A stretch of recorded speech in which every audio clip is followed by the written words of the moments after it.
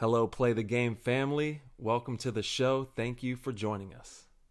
This episode is brought to you by G2 Paintball. Super excited about G2. If you're in Arizona on the West Coast and soon to be nationally, be on the lookout for G2 Paintball. It is the best paintball athletics company in the world, designed to help you become the best paintball athlete by training paintball-specific movements. So all these movements that you're going to make on the field, we train you for them so that the muscle memory is dialed in and you're ready to go out there and dominate the field with your team when you have a tournament.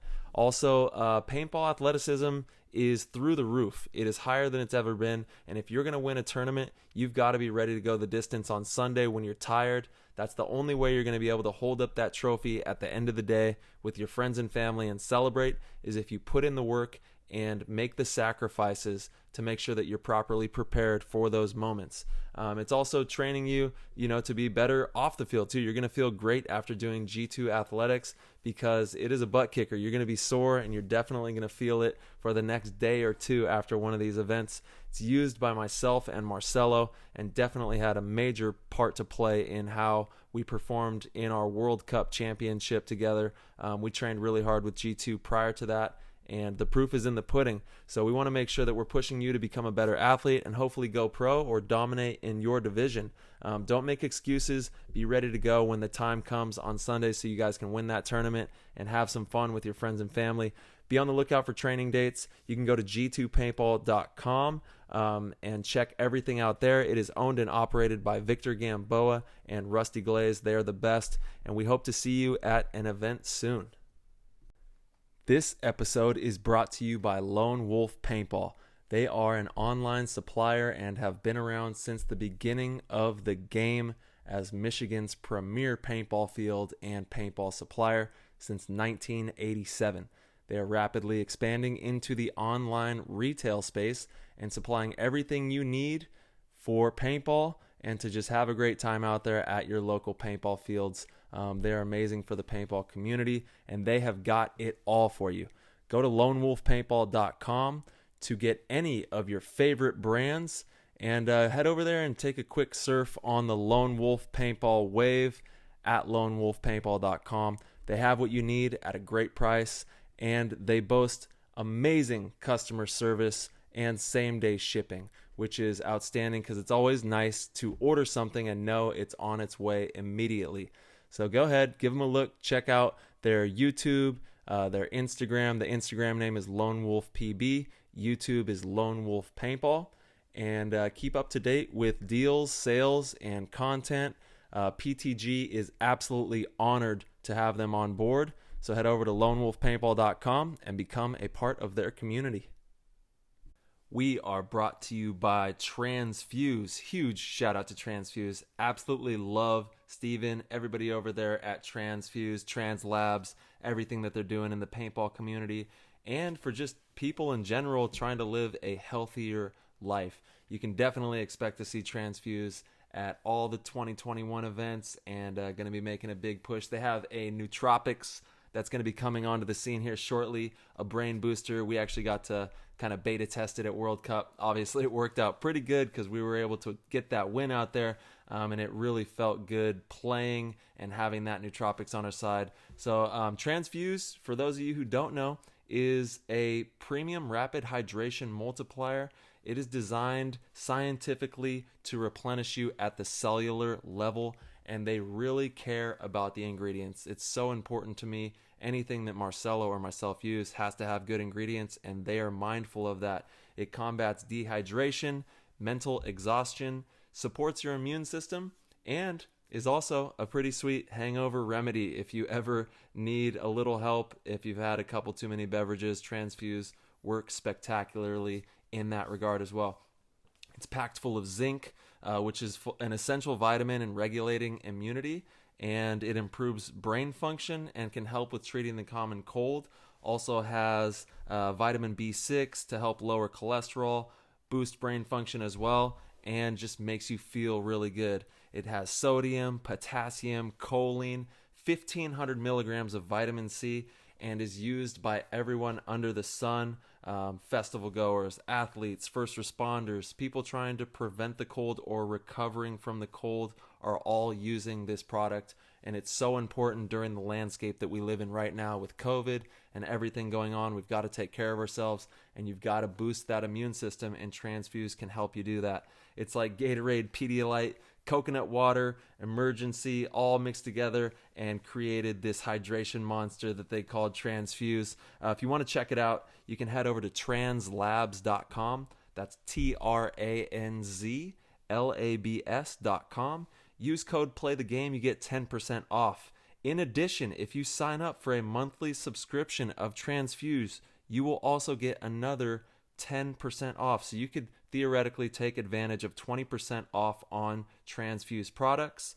Head over to translabs.com, use that code PLAYTHEGAME, and support the show and support paintball. Thank you so much, Transfuse, for everything you guys are doing. We appreciate it immensely.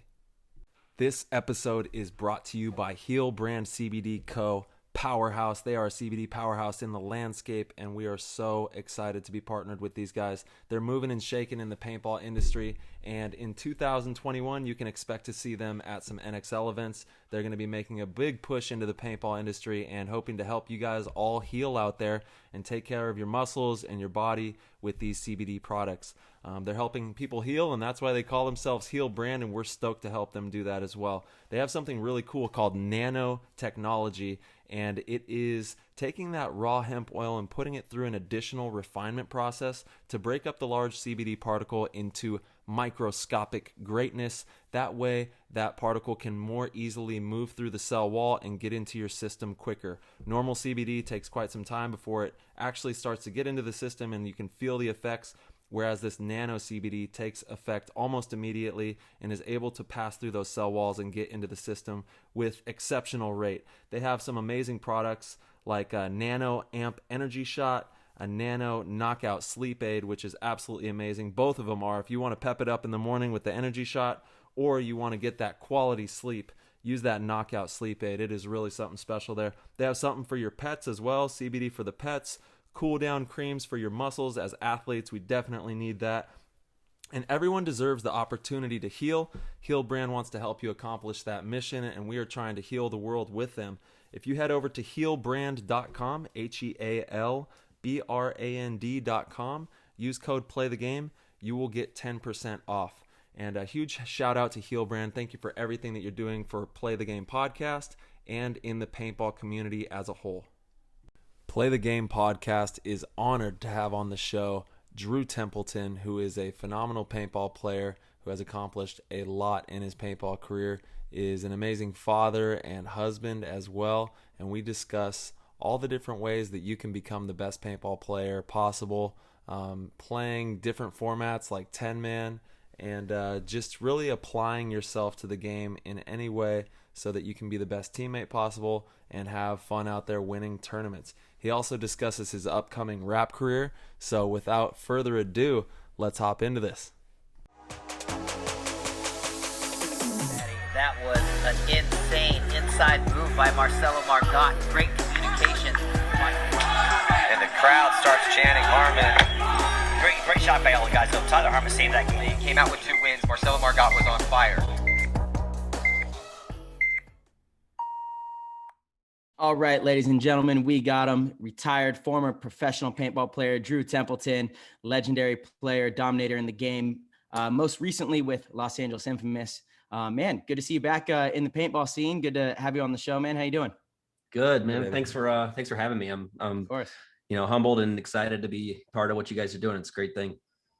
It's been fun, man. And thank you for coming on the show. You're one of our favorite members in PTG worlds that we've started with the Discord and all that. So thank you, dude, for being such a truly valued member of this whole movement that we started, just, for the love of paintball, the culture of paintball, and having you on board with everything has been tremendous, man. Yeah, it's cool. I'm on Discord a lot, like throughout the day, just, working or whatever. And it's cool that you all have that started, and people gives you a reason to go talk paintball with people like in the middle of the day. So it's cool. Yeah. Yeah, I mean, dude, honestly, that's incredibly cool that you're in there. Honestly, I think the honor is all ours there. I didn't really know much about Discord until, Tyler is the one who came up with the idea to have a Discord for, PTG. And I was in this trading Discord that Kyle Spickett introduced me to. but I didn't understand it at all. Literally, I would just pop in. I was like, sharing his account. So I'd pop in and read messages. I didn't understand, the different channels or how the names are coded, and you can base it off of tiers and things like that. It's really intuitive. It's a very cool application. What do you use it for work that you guys use? Well, so I started using it. I think I started playing games online like 2-3 years ago. I used to game like way back when I was a kid. So I bought a gaming PC a few years ago, and then everybody I play with use Discord for like in-game chat, because you can, you can always talk and not have to be like like bound by the game chat. So I started using it with that, and then I just found like other channels that were just interesting, content and things like that. And for work, I just have it up running on my computer. I don't really use it for work per se, but I have it, up and running on my machine and just chatting with whoever. Yeah. So you get out of work for a little bit. Yeah, right. Exactly. Nice. Awesome, dude. Yeah. I'm stoked on it. Love what we're building in there, man. It's cool to have you in the chat. So anyway. Yeah, and where exactly are you reporting from, so the listeners know, and how's everything been? Hope you and the fam are holding up well. Where are you guys at? So we're in Chicago. We're down in the city. So we live in West Town, which is like basically due west of, downtown, maybe like, 2 to 3 miles, Nice. 2 miles maybe. So we used to, I have my wife, Amanda, and we have a daughter, Emerson, who's 18 months now. We actually just moved to a condo like beginning of the year. We had a house in Logan Square, which is like a suburb, like not really a suburb. It's part of the city, but it's like a little pocket within the city. Yeah. But last year with COVID, Chicago was kind of nuts. It was pretty crazy. So we got a little freaked out. We were like, do we really want to live here? We were both like working remote, and we could kind of go wherever and do whatever. So we sold our house, and we kind of have intentions of just moving somewhere, but that's the hard part. Like when you can move anywhere, it's like, well, where do you choose? You know what I mean? So we still love Chicago to death, and it's a lot calmer than it was, last year. So our attitudes changed a little bit. But yeah, that's kind of it was crazy out there. Yeah. The whole pandemic was you guys were at Blast Camp, right? Mm-hmm. Yeah. It's an amazing facility, man. Major shout out to Virgil, Jackson, everybody that goes and plays there. It's an awesome park. We got a full tour of the scenario side. The scenario side is insane, dude. Yeah, that field is awesome. I mean, I was kind of like embarrassed because I went out there for the first time ever, like 2 months ago, and they had the Team USA show up, and Ronnie was helping some of those guys. So we put together a line of like local guys to play against them. And I was asking the guys like, "Oh, how long you guys been open?" He's like, "Oh, like 30 years." I'm like, "Oh, you have?" Like, I've honestly never heard of this field. Like, I've heard of it, but I didn't know it had been around so long. With those rec fields, I mean, it takes a long time to build all that stuff. You know what I mean? And that's like, it's pretty awesome. Yeah, sure. I think Virgil did take over ownership like 12 years ago, and has really ramped it up and built out the tournament side and just done a fantastic job with it. Jackson's a lucky kid, and he takes full advantage of the great facility there, and he does a great job being a leader out there. So cool things for Chicago. I didn't know you were there, man. Tyler and I would have hit you up Sunday night. I wouldn't have come out. Okay, fair enough. Fair enough. Especially because it was raining. Now it's like pick and choose, only play beautiful 75-degree days. You know what I mean? Not to the field, dude. I'm talking about like dinner or something. Oh yeah, no, for sure. I didn't know you guys were out there until I saw you guys post it, at the end of the weekend, basically. But yeah, no, I'm just like I'm just joking. I mean, it'd been fun to come out for sure. Dude, when it comes to having kids and the wife and everything, you got to like have things penciled in, a week ahead of time. It's the real deal for sure. But yeah, Chicago's dope, man. And Blast Camp, be on the lookout for them. They're definitely going to be making a push towards pro in the next couple of years. They're very hungry. They have a great organization, and I don't see any reason why they can't accomplish that goal if they really go for it, and really set the intention and actually apply themselves. I think it's something that's attainable, which would be exciting to have another big, Midwest camp coming up in the game out there.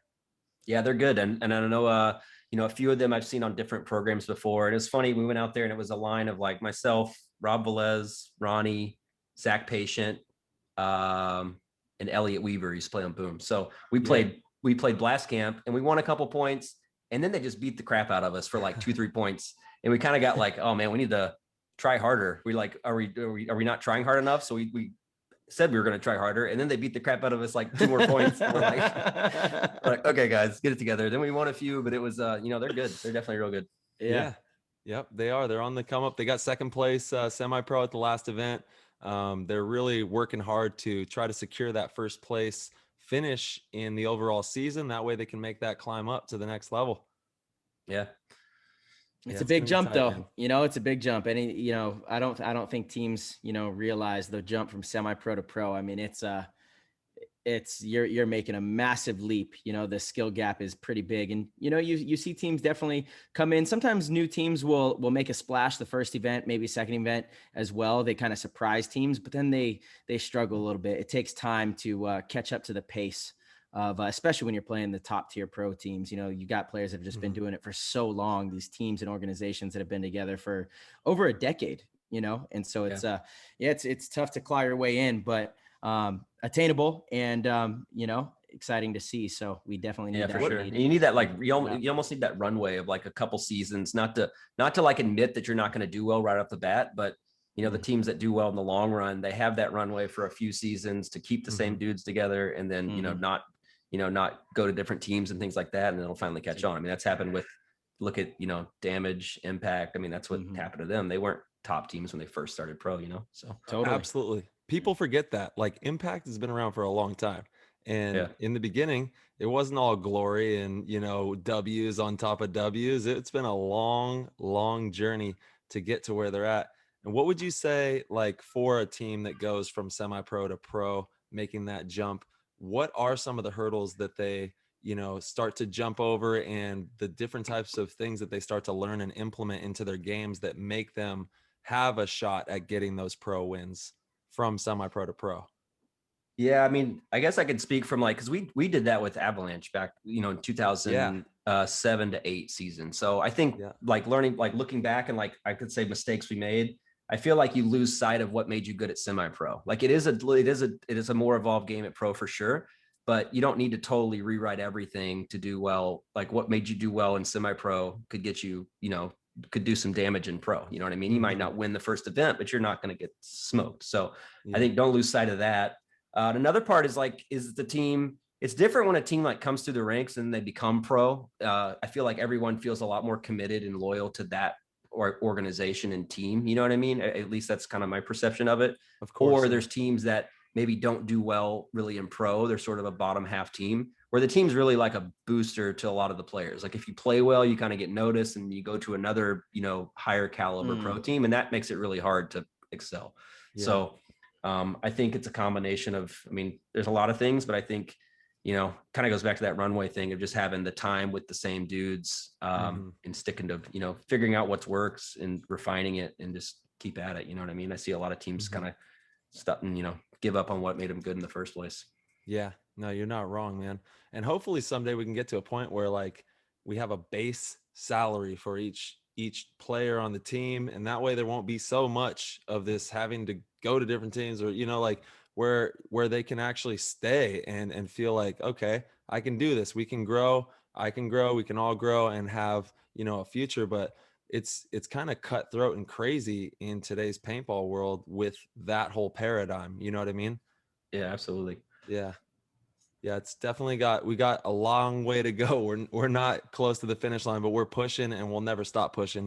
That's the goal. That's, it's all for the culture and the love of paintball and pro paintball, all paintball. But we want to see this thing that we've created and it's been around and is so amazing have some more notoriety, some more respect, like Birdman said, put some respect on my name. Paintball needs that. Yeah, for sure. Yeah. Yeah, hopefully we could get to a point to where we just have great numbers, tons of people watching, and we can get some sort of profit sharing going with either the webcast or the league and attendance. There's definitely so many different ways to be able to monetize it, but honestly, a lot of that is on the back of the pros. If the pros want that, then we got to do a better job collectively, promoting when we're playing, what time our games are, get people to sign up for Go Sports and watch our matches, get people to care about watching our matches. People aren't just going to care, let's tell them about the games and why they're going to be interesting, and you could do it. I understand, not wanting to put yourself out there too much. You can do it in a subtle way. You don't have to have some big elaborate post about it. You can still get the word out of, your match times and all that kind of stuff. But ultimately, I like to think that if Go Sports was doing extremely well. You know, some of that would start to trickle down to some of the pro teams, especially the games that are, you know, highly viewed.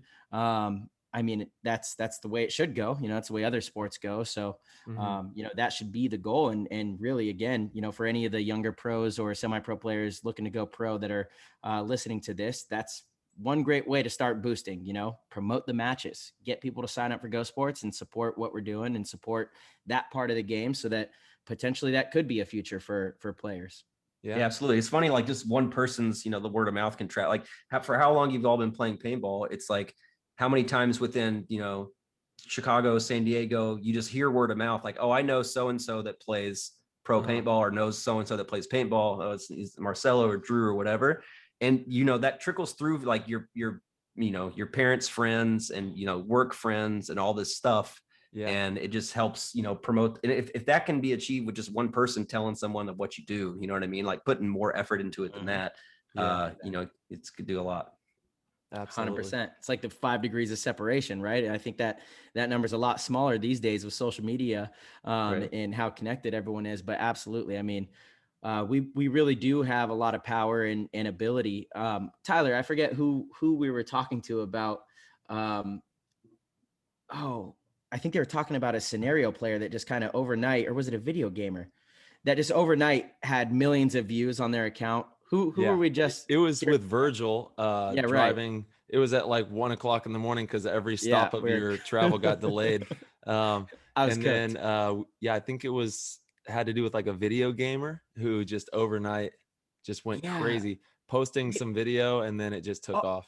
I think it was an airsoft player. Oh, you're right. Yeah. I think it was an airsoft player that has a YouTube channel, and he became this incredibly famous YouTuber, and it happened overnight. You said, you know, he was getting like 5,000 views on each video, and then literally he said he one day went out to play at this big game and came back in, and his phone was just blowing up, and one of his videos went viral, and you know, now he has millions of subscribers and millions of views on all of his stuff, and that just, you know, shows that consistency and being persistent with, you know, putting content out and promoting the sport. You know, it could kind of feel like we are stalling out sometimes, but you just keep watering the grass, you keep watering, you know, the soil, and eventually it pokes through.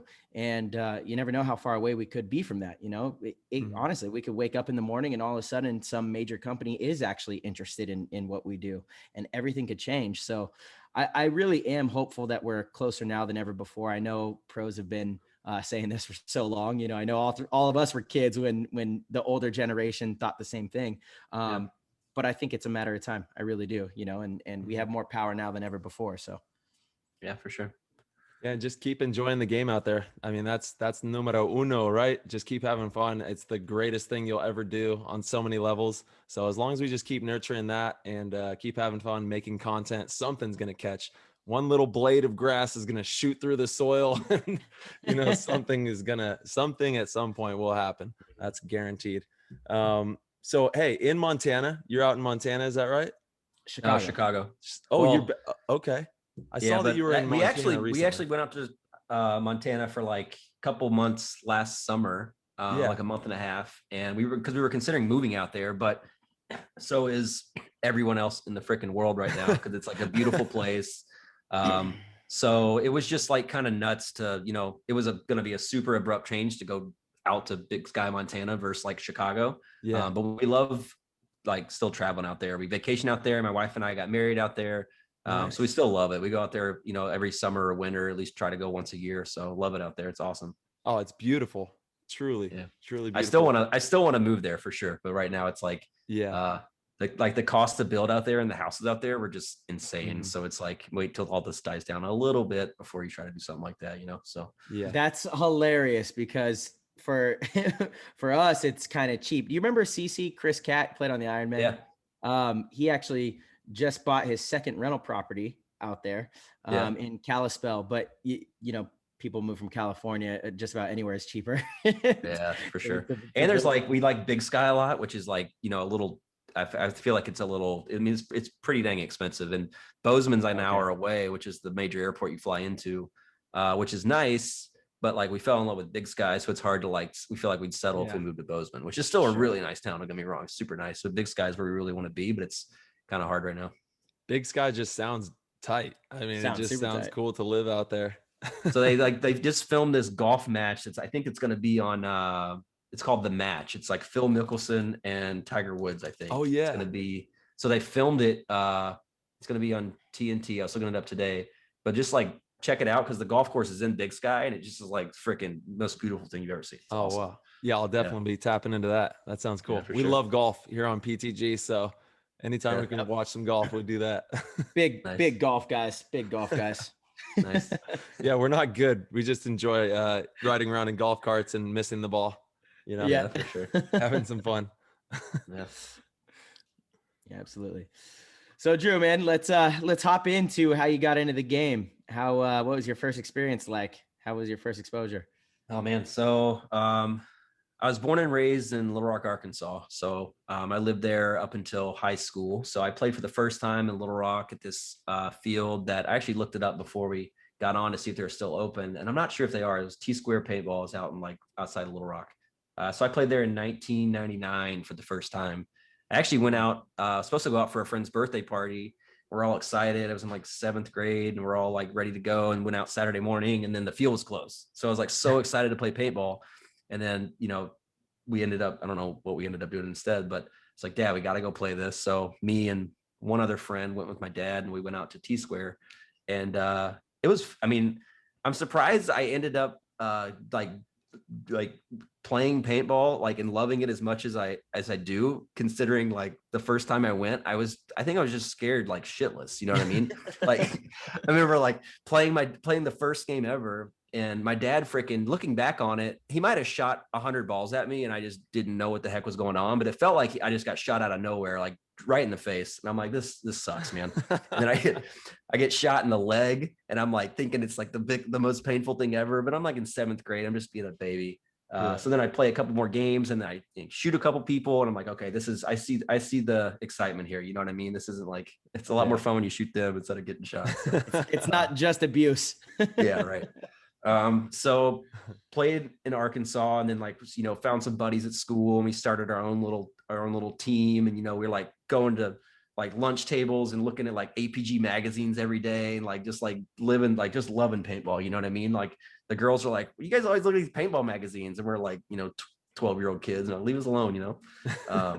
So that was kind of how I got started. And then my family moved to Columbus, Ohio when I graduated, like when I was about to start high school. So went out there and there's a really nice field that's still there called Splatter Park. And I started playing there. So they had an indoor field at the time and they had their outdoor field. And I just started playing more paintball, started playing, you know, try to play like every Sunday, but not really like I didn't play like, you know, national tournaments or anything like that. I'd played just with like buddies that I met at the field and like a buddy from school and yada, yada. So we did that and we just played, you know, as much as we could. And we started, I think I played for like 2 or 3 years before I even played a tournament. I wasn't really super interested in competing in it. I just liked playing. So I go play on Sundays. Then after a few years, we're like, you know, playing with the same group of guys, like we should play a tournament. So we played a local tournament and had a lot of fun. And from there, we just kind of got like the bug, right? Like we played our first 5-man. My first like national event was in PPL Chicago 2002. So I went out there, played rookie 5-man with the same group of guys that we played with at Splatter Park. And that was like, I don't know, it's just like eye-opening because that tournament was where like Dynasty played Strange on the snake field. And there's that like, you know, that iconic clip of like Angel like bunkering this strange dude in the 50 snake and like diving into their snake. And it was like, I walked over and I was like, I had no idea who these guys were, no idea who the teams were. I didn't know if this team was good or bad. I just knew that like everybody's crowded around at Badlands on the snake field watching this game. And seeing that, I was like, you know, I knew that local team had a 10-man team and I knew they'd played on these tournaments and 10-man was like a bigger deal than 5-man. I just didn't really know like why. Right. But after watching that, I was like, that's friggin' sweet. Like, I want to be a part of that. I want to go, you know, back home. I want to like get with these dudes and let's like join this 10-man team. So we did that. We basically, the Splatter Park had a team. CO Factory was like their local team. And we joined them at the end of 2002. So my first 10-man was the next tournament, which was Atlantic City, which I don't know why my mom let me just go to Atlantic City with a bunch of like 20-some-year-old dudes, but we did that. Hey, and before you keep going, what was the name of your first rookie team? Like the first name?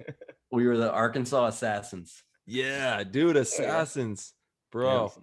We got the bloodline, me and you. That was for sure. my first pro team. That's awesome. The Yeah. So Arkansas Assassins.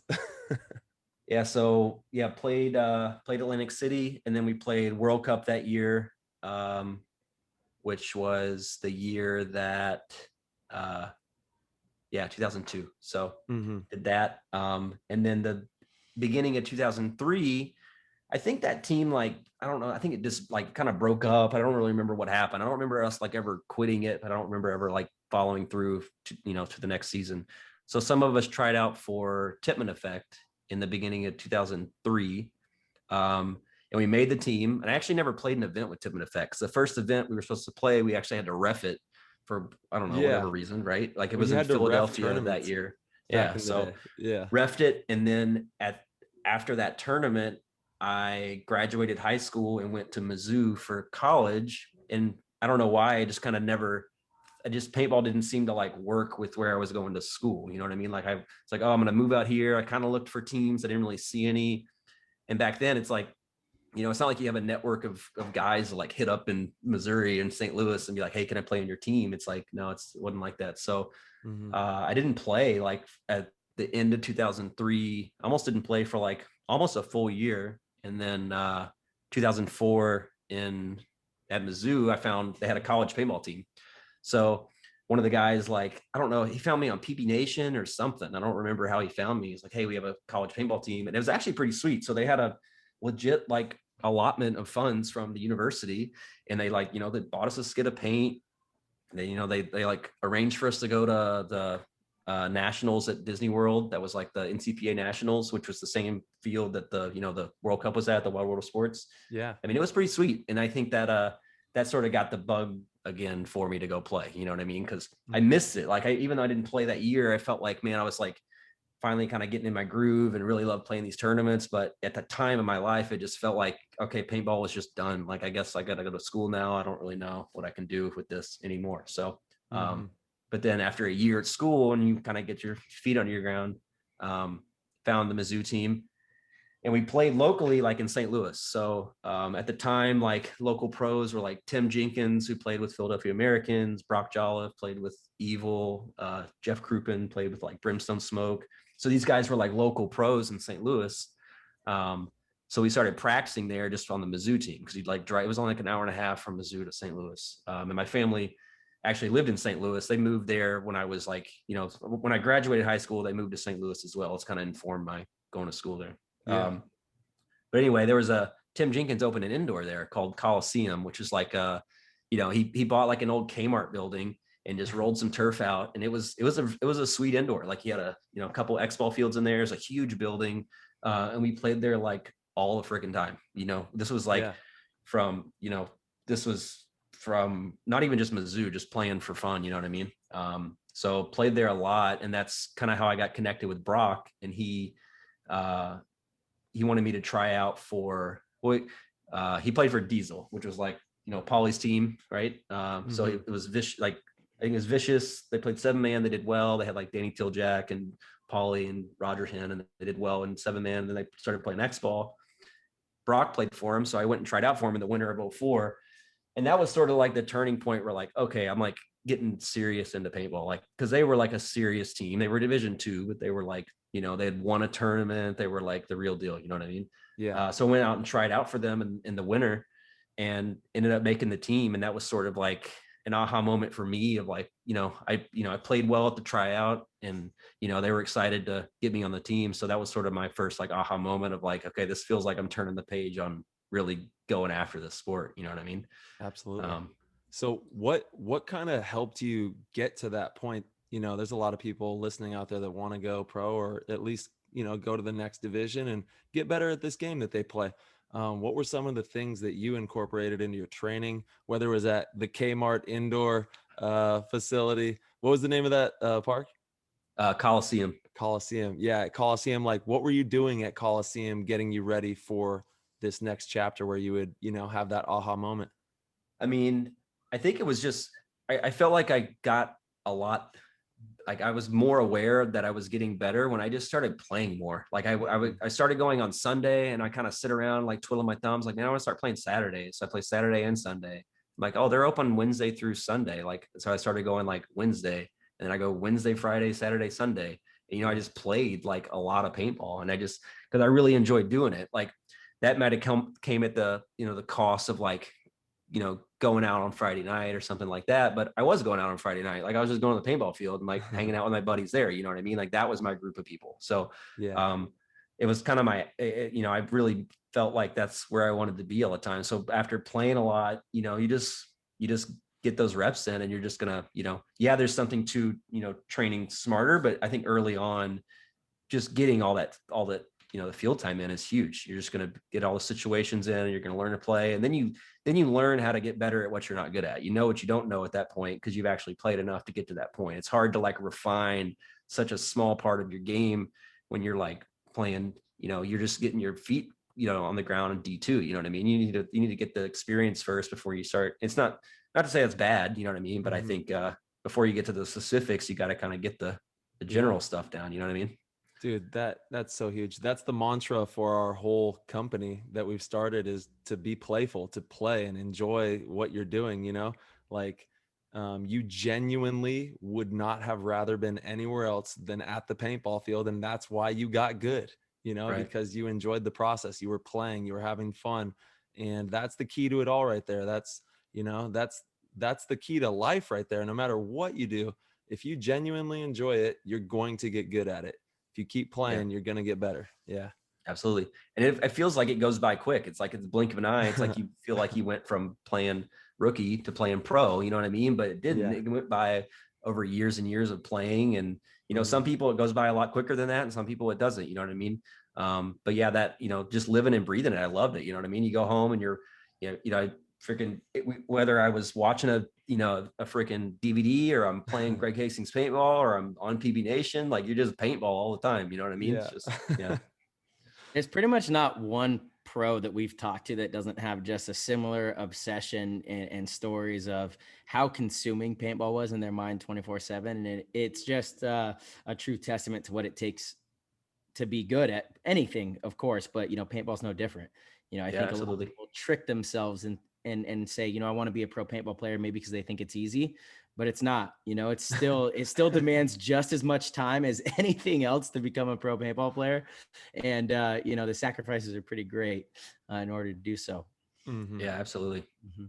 Hey, what was your favorite paintball content from the past, like DVD or magazine, or if you have a couple, like what was your go-to back in the day? I mean, I still have them, but I don't have a VHS player. But I had Push and Sunday Drivers on VHS that I bought from that store, and I freaking wore them out. Like, I just played it all the time. I didn't really know who any of the guys were, the teams. I just loved watching it. You know what I mean? Yeah. And then later on, I loved the first Serial Killers. I watched that a lot. Oof, that was such a good, first Serial Killers, man. Holy smokes, game changer. That's still my every time I'm like getting in the vibe for paintball, I still have like a Spotify playlist where I put all of the Monkey with a Gun like songs into one playlist. And I listen to that at the last 10 man, and it's like still gets me hyped up. You know what I mean? Because it just like reminds you of all those times, and you might be watching. It might be the video from like, I don't know, going back and watching it. You're like, okay, this dude, but it's freaking awesome. Yeah, there's some fun, definitely some funny stuff in there, and that just shows you like paintball is developing, and the players are really becoming monsters. I mean, today's pro line paintball players are animals, and they're playing at a high IQ level with a high fundamental level of knowing how to work the marker and make the moves and do all the things.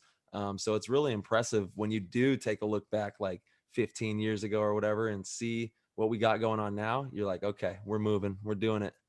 Yeah. And I think there's even a huge gap just between the elite pros and just everyone that plays pro. And I guess that gap was always there. I mean, there were some pro teams that got ran over back in the day, and it's always going to be that way in any sport. But the gap between, the super elite top, whatever you want to call them, 20 players or whatever, 20% of players. It's if you think about the experience that they've accumulated over their playing careers, it's like, man, if they don't stop and there's nothing there's no physical reason that they can't keep playing. It's like, man, you're going to have to hope that they just stop or get burnt out before like the first gen can catch up. You know what I mean? Because that experience is like, I mean, it's so complicated. Like it's complicated and it's simple. And there's people that are, I know, like back to saying like, I know what I don't know. I know there's players out there that know so much more than myself about playing just because they played for that much longer and had been in that many more finals and all that kind of stuff. It just takes to get that experience just takes a lot of time. And you know what I mean? If they're not leaving, it's like, I don't know. It's hard to catch up. No, I know. We talk about that often, actually. Yeah, more time behind the gun, and like you said, more time in the finals, more time at the top. None of them seem to be getting pushed out by athletic ability or inability. So it's just going to continue to be a tough hill to climb. Like you said it perfectly. That you've got to either hope that they get burnt out or good luck. I mean, like the current generation made it through the last generation's phase out too. You know what I mean? Like if you think like a bunch of people got kind of left, like a lot of players seemed like they left around the 2000, like, I don't know, 6, 7, 8 period. There was a lot of people that played from 95 to 2005, right? They all kind of left, right? But those players that are like top elite players now played through that same phase, maybe not starting in 95, but made it through the 05, 6, 7 phase, didn't get phased out. And now they're still top players on this phase. You know what I mean? So it's a long time. And then the new gen is hungry, and they have so much more database of information than we ever had. Like I never had the amount of, I couldn't watch Go Sports on my phone and watch, you had to be at the tournament and then, you didn't have things like BKI and, you didn't have these outlet sources that could really give you a jump start, on everybody else. If you just, tune in, listen to a little bit of information and watch some games. So it's going to be cool to see what they do. Yeah, for sure. Yeah. They're hungry. Yeah. I'm curious to see too, as athleticism starts to take over the sport, much like it has in pretty much every other sport, where you get players that all run, 4.4 40s, 4.2 40s that are, small, fast, and able to play at a high level mentally. It will change the game a little bit, especially I would imagine the bunkers would have to change. A lot of things would have to change if you had that type of speed, 10 players on the field, at a time. Yeah.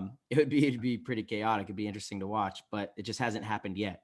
Yeah. I kind of wonder if I think about the same thing. And I wonder, you watch other sports and you see like these elite players on the team that are just physically just on another level than the rest of the players. You know what I mean? Like you watch rookie year, Derrick Rose, you just catch a glimpse on the screen. You see this guy that's so much faster than a bunch of other elite athletes. You know what I mean? So I wonder if it's like everyone will get to an even playing field as far as like being like the perfect paintball specimen of like the perfect height, perfect speed and perfect agility and all that stuff. Or if they'll always be like, I'm watching the last tournament, watching, the webcasts, and you watch Chad George, Keith Brown, and Mouse go to the snake.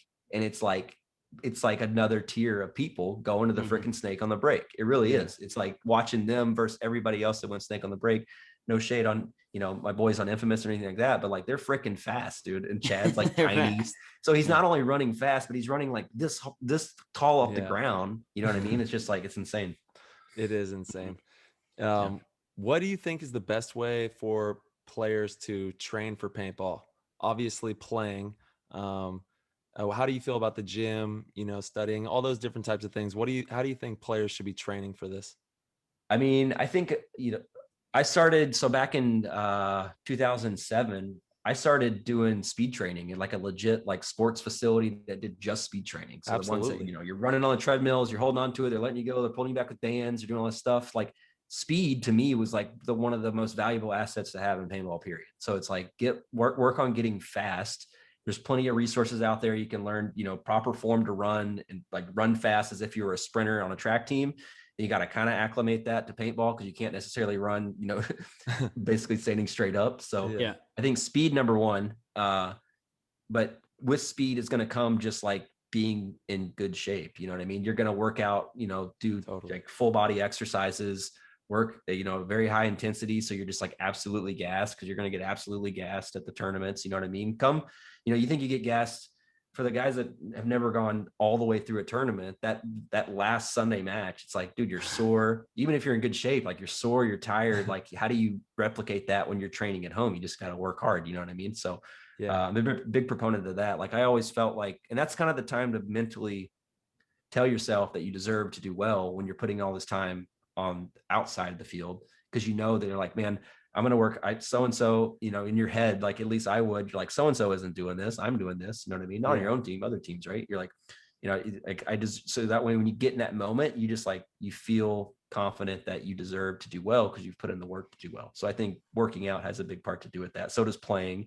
But yeah, I think, that's those so things, huge, dude. What you just said about the working out and how it validates it to yourself, the grit equity. Marcelo is pointing to his hat right now, building that grit equity, man. Because we talk about this once again. Marsh preaches this. When you're out there and the chips are down and things are tough, you know what you put on the line to be there in that moment, and so you're gonna fight even harder than you ever would have, if you didn't put in those reps and build up that equity of time, with all the hard work that you put in for that moment. And then you're just going to give it even more. And you're not only are you going to give it even more because you know what you did, but you're more in shape too. You're already primed. You're ready to go. So it's definitely huge, man, doing all that.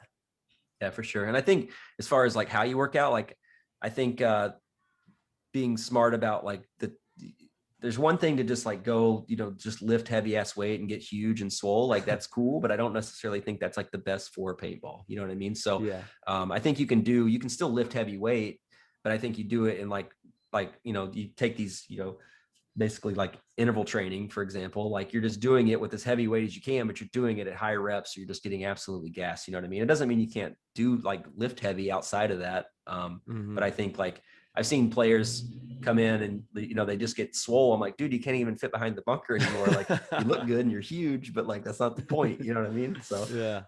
No, I mean, for me personally, I do not want to get any bigger. I'm already one of the biggest targets out there. I'm, almost 6'3".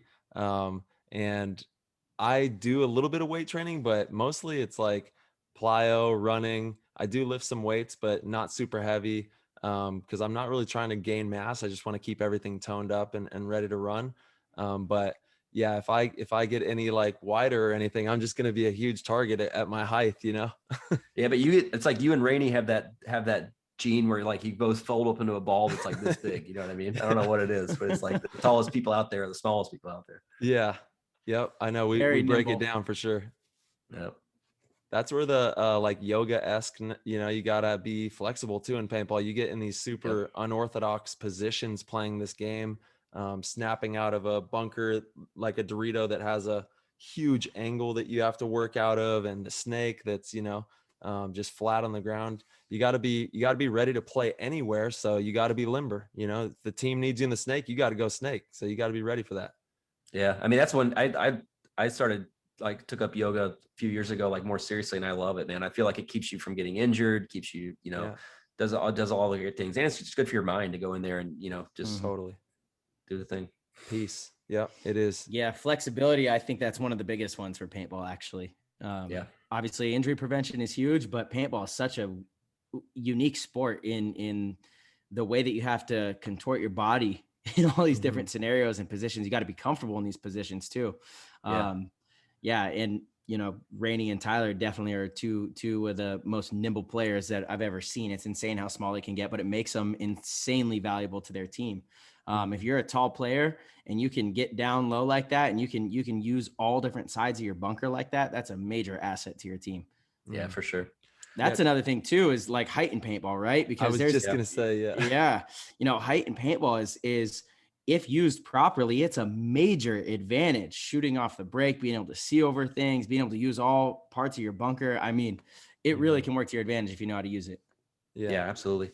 Yeah, as long as if you can still get small. I mean, the shots you have and the opportunity, like you have shots that just everybody just doesn't have. You know what I mean? So right, it's nice. I was thinking paintball is kind of like basketball where you have a center. Paintball kind of has a center. You kind of do need one guy on the team who's like the center. He's your back middle guy, and off the break, he's got that extra little dip on the angle so you can get over these bunkers and that couple inches will get the paint. It's the difference of the paint hitting the ground right where he's landing or being a little over his head, so right. it really is valuable for that off the break shooting. Absolutely. Yeah, and you can always get lower and shoot the shot, but you can never really get higher unless you're holding your gun above your head or something. yeah.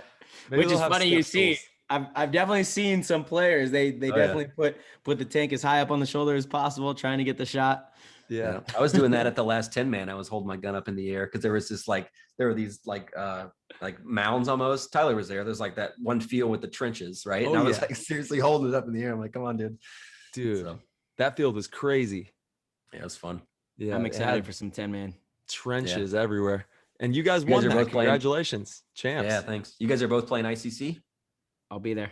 Yeah, ICC, nice. I will not be there. My kid is starting school, and I'm going to be taking him to school. That's his first week there. Nice. Yeah, I saw you on the Dynasty roster today when I checked ICC. me or Tyler? Tyler. That's an oversight, huh? Yeah. Hey, I mean, similar sponsors. We could probably make it work if you want to fly out. Yeah, I thought he might have been. I didn't know. Yeah. Now the youngster Theo is starting first grade, and I cannot miss that. I'm going to be out there to make sure he gets home safe and tells me all about his day. I'm really excited for that. Yeah, that's awesome. Did you say you were playing, Drew? Yeah, I'm playing with Infamous. So okay, I'm stoked. I've never actually been to an ICC because my wife's birthday is the 3rd, and the past 3 or whatever, it's always been the weekend. So I would stay home and do stuff for her birthday, but this year it's not. So I'm like, I'm all in. There we go. Cool. Yeah, it's my first one too. I'm excited. I know. I wish I could go so bad. It's gonna be fun out there, and it's all for for our man Tim. The lineage is going to carry on stronger than ever. And I actually want to talk to you about 10-man paintball and how much that is booming before we get back into your story here and, your lineage of your game. What do you think about, the 10-man circuits? And there's a ton of them now. It's really awesome. And what do you see happening in the future for 10-man? I mean, I think it's awesome that it's given all these people that you looked up to that played pro, many, many years ago, like a reason to be excited and an opportunity to come back and play because it's the format that they loved. And it's still like, I think it's so much fun. Like there's something about all the little nuances of the format, like counting the points of like how many like live bodies and people you shoot. Like I miss that. I know they had it in 7-man, but like all those kind of things, like it's not the same as 10-man. Yeah. Yeah. It's not the same. And you play 2 different teams in the finals, but like, it's not like one of those teams, you know what I mean? It's like the top score out of all 3 teams, you know what I mean? So yeah, it's just like, it creates this different layer of like, it just makes the game a little different. So different things to consider. Like, we played you guys in the finals and like both teams going into it, it's like, they know they have to win the game and not lose more than 2 people to win. Right. That's just like kind of cool. Right. So it's like, okay, like it just changes the way you play, but I think for a good reason. So I like that aspect. I like all the little small parts of it.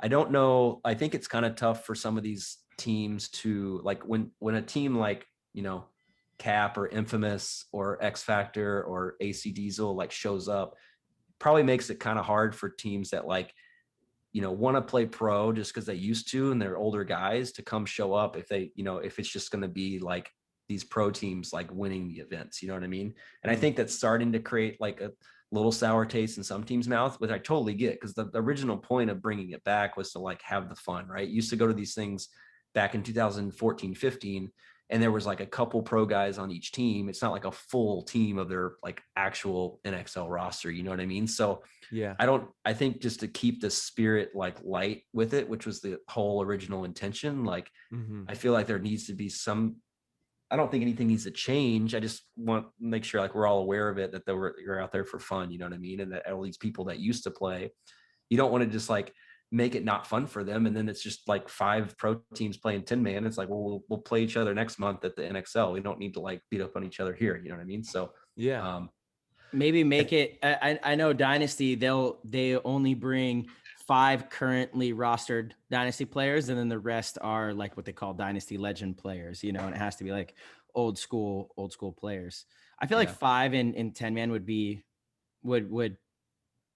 reasonable, right? Yeah, I mean, part of it's like it'd be cool if just the current teams played. It's interesting to see like guys that do well at NXL, X ball play 10-man, but maybe they never played it before. They never even played in the Woods field or anything like that. It's kind of cool to see like if they also do well in that environment. So don't get me wrong. Totally. I think the coolest part would be to have ICC is just like all the best of the best, and it's just stacked rosters.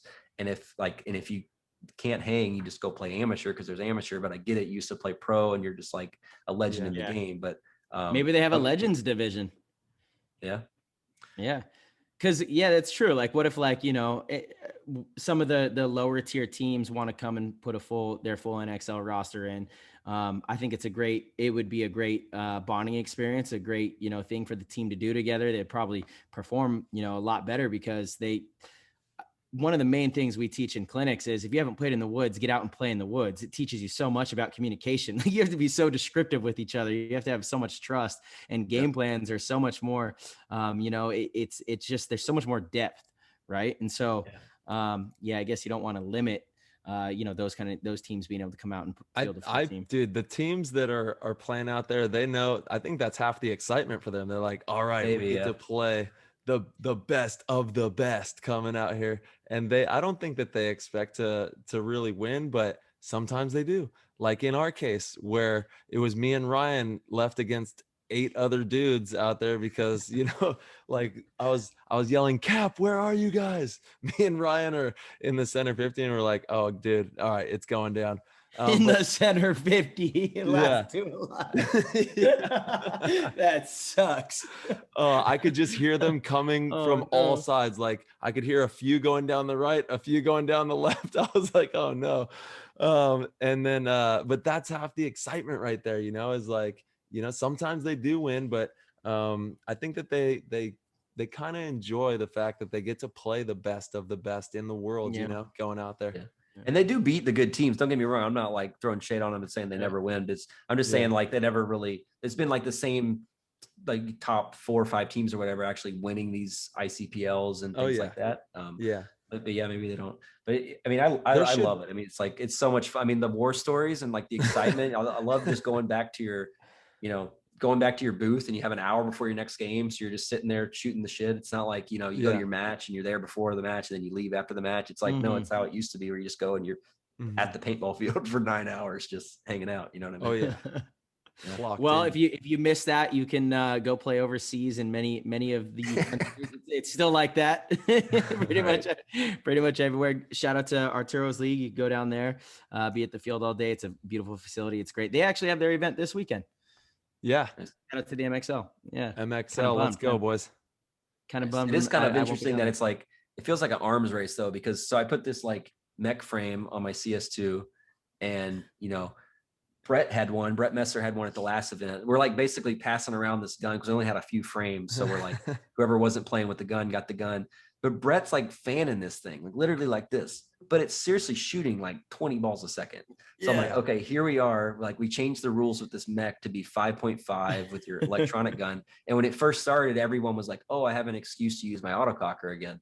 And then it got more competitive and they're like, screw this autococker, dude. I'm going to make my current sweet gun just like mech legal and it's going to kick ass. So now they're just like, so it's almost like back to square one with this arms race, That I will say is insane. I was watching and I'm just going to put you guys on full blast. Infamous, y'all, dude, y'all guns are on another level, bro. It's I was so like, fast. My gun doesn't shoot that fast. That's crazy. It's coming from Tyler, who grew up in the Bob Long camp, where all of their guns were flying. Yeah, especially after years of just hearing that like rhythm of 10 balls a second, you hear a gun that's way faster, and you're like, okay, that's something. Oh yeah, dude, I'm pretty sure I saw Archie just walking his trigger. I mean, because his fingers were like small enough. So it's like we're little kids in the booth, like just like seeing who can walk the freaking gun the fastest. You know what I mean? Yeah, it's crazy. But hey, more power to you. Work the system, get it done, dude. Shoot the paint. That's what it's all about. Dude, I have said for a long time that I think even in the NXL and the Pro Division, we should be playing uncapped semi-automatic. Yeah, you know, how fast you can shoot your gun should be a skill. 100% it should be a skill. I believe so, you know. I hate that with 10 balls a second, I feel like you can have a perfect lane and a player can still get through it, you know, because there's enough space in between the ball. It becomes like there's a little bit of luck there. Maybe that's by design. Maybe they want the players to get through the lanes so that, you know, there's more movement. You know, that might be by design. Yeah, maybe. Yeah. And I also, I feel like it throws off, like, I like the first ball that you shoot because it's right when you pull the trigger and it feels like it should come out. But I don't like the other balls that, like, you're pulling the trigger and it's just at it's at whatever stream your gun's decided to shoot it at. So, you know, your mind knows like what you're pointed at and what you're aimed at. But if that ball's not coming out when you think it's coming out, you know what I mean? As you're shooting a stream, it has an effect. You know what I mean? Like, I'm not saying that is the cause of us missing shots, but it's like, it's something though. You know dude, I totally agree. Yeah. I totally agree with you. That makes complete sense. And especially, I'm sure, like, if you really dive into it with like hunters and things like that, and when you're really talking about supreme accuracy from a far distance, that would be an impossible thing. Like when your mind is ready to pull the trigger and you're aimed on that target, the bullet or the paintball needs to come out at that exact moment, you know? I'm with you. That was my biggest gripe with True Semi, you know? Oh man. that was the worst thing. Like, you would pull the trigger and a ball wouldn't come out. I mean, that should never happen. That should never happen to where you pull a trigger. And it was so noticeable, you know? It was so noticeable. Yeah, and that actually benefited people with like slow fingers, because I always like to shoot a gun fast, and when you'd have to slow your fingers down because it just wouldn't shoot. If you got on it fast, it just wouldn't do anything. Yeah. I honestly, that was about it for me almost. I almost hung it up. True Semi almost did me in, dude. I was like, no. Especially because I'm with you, Marcelo. I think that being able to shoot your marker is a skill. And like in 7-man, I was highly skilled at you know, I had a Techna trigger. I had my gun dialed in. crispytrigs.com, that's coming soon, where you can get all these, you know, awesome trig jobs. But trigger jobs were a thing back in the day. Like you had your thing dialed in because you needed that extra, you know, finesse on the game, and it was a skill. It was an actual skill set. I miss that, truly. Hold on, did you just break the internet with something that's coming soon? What's happening? Oh, crispytrigs.com. You can log in and get your trigger jobs done, and it's amazing. Okay. Yeah. All right. So they just mail you their gun and you just do a trigger job. Well, it's actually through PTG. I just haven't told you yet. Perfect. I love, those are my favorite ideas. I wake up to them and they're just booming. I love it. That's actually a fantastic idea. I think I don't think majority of kids these days actually mess with their trigger. I think they get their gun out and it's on ramp and they don't do anything. I still like, because it still makes a difference. Like where that micro switch activates, it the way it feels is important, you know? And I don't think people really care for it. You know, pick up some guns and it's just like slop, you know, back and forth. What the hell? What's going on? Yeah. crispytrigs.com. You guys heard it here first. There you Drew, go. You want in on this action? You could deal with all the Eclipse guns. We got Eclipse, Lux, and Force. Yep. So you know, we you got the Eclipse market for us, Drew. Exactly. You take care of those ones. I like it. Yeah, I want to get back into when you started like getting into pro paintball. You know, how that adventure was for your life, and because you spent a lot of years doing this, man, and you really made a name for yourself. And you're a damn good paintball player who knows what it takes to get the trophy. You know, you've won those, and we just kind of want to dig into that and kind of get your insights on that journey from day one. Yeah. I appreciate that. So I think, I forget where we left off. I think it was playing with Diesel, with Paulie and Roque Jolliffe. So I played, that was Division I X Ball in 2005. So we're playing against like X Factor, Docs Raiders. Who were the other good D1 teams? Division I was nuts back then. Yeah, it was good. I mean, there were some good teams. Gridlock had a good Gridlock. I think. So it definitely wasn't a cakewalk. I mean, it was tough games. There was basically that, and then Open, which was like the Dynasty, Naughty Dog. So it's like really good teams, and they had the NXL, right? So so D1 was no cakewalk. So played that in 2005, and played like a few of us from that team played 7-man for JT All-Stars, which we were like god awful, dude. We had to use like those Black Magic electronic cockers, but we had to use the freaking like evolution loader. So everyone's just ripping halos and these insane guns, and we're out here like clackety clack clack clack clack. So I remember those games. That wasn't why we sucked, but it was definitely didn't help, you know. So did that was sort of my season in 2005. And at the end of 2005, Josh Yost, who was one of my buddies from Chicago, he played on Shock for a while. He played on Evil. We're still good friends. He was on Diesel and he was playing with Voltage. So Voltage was a Division II team. And that ended that 2005, they won the Miami event, the one that was on ESPN where Dynasty won and everything like that. So I saw them win that tournament, and he was trying to say, hey, we should play for Voltage next year. It's a Chicago team. It's fun. So I was like, okay, maybe. And then they won that tournament.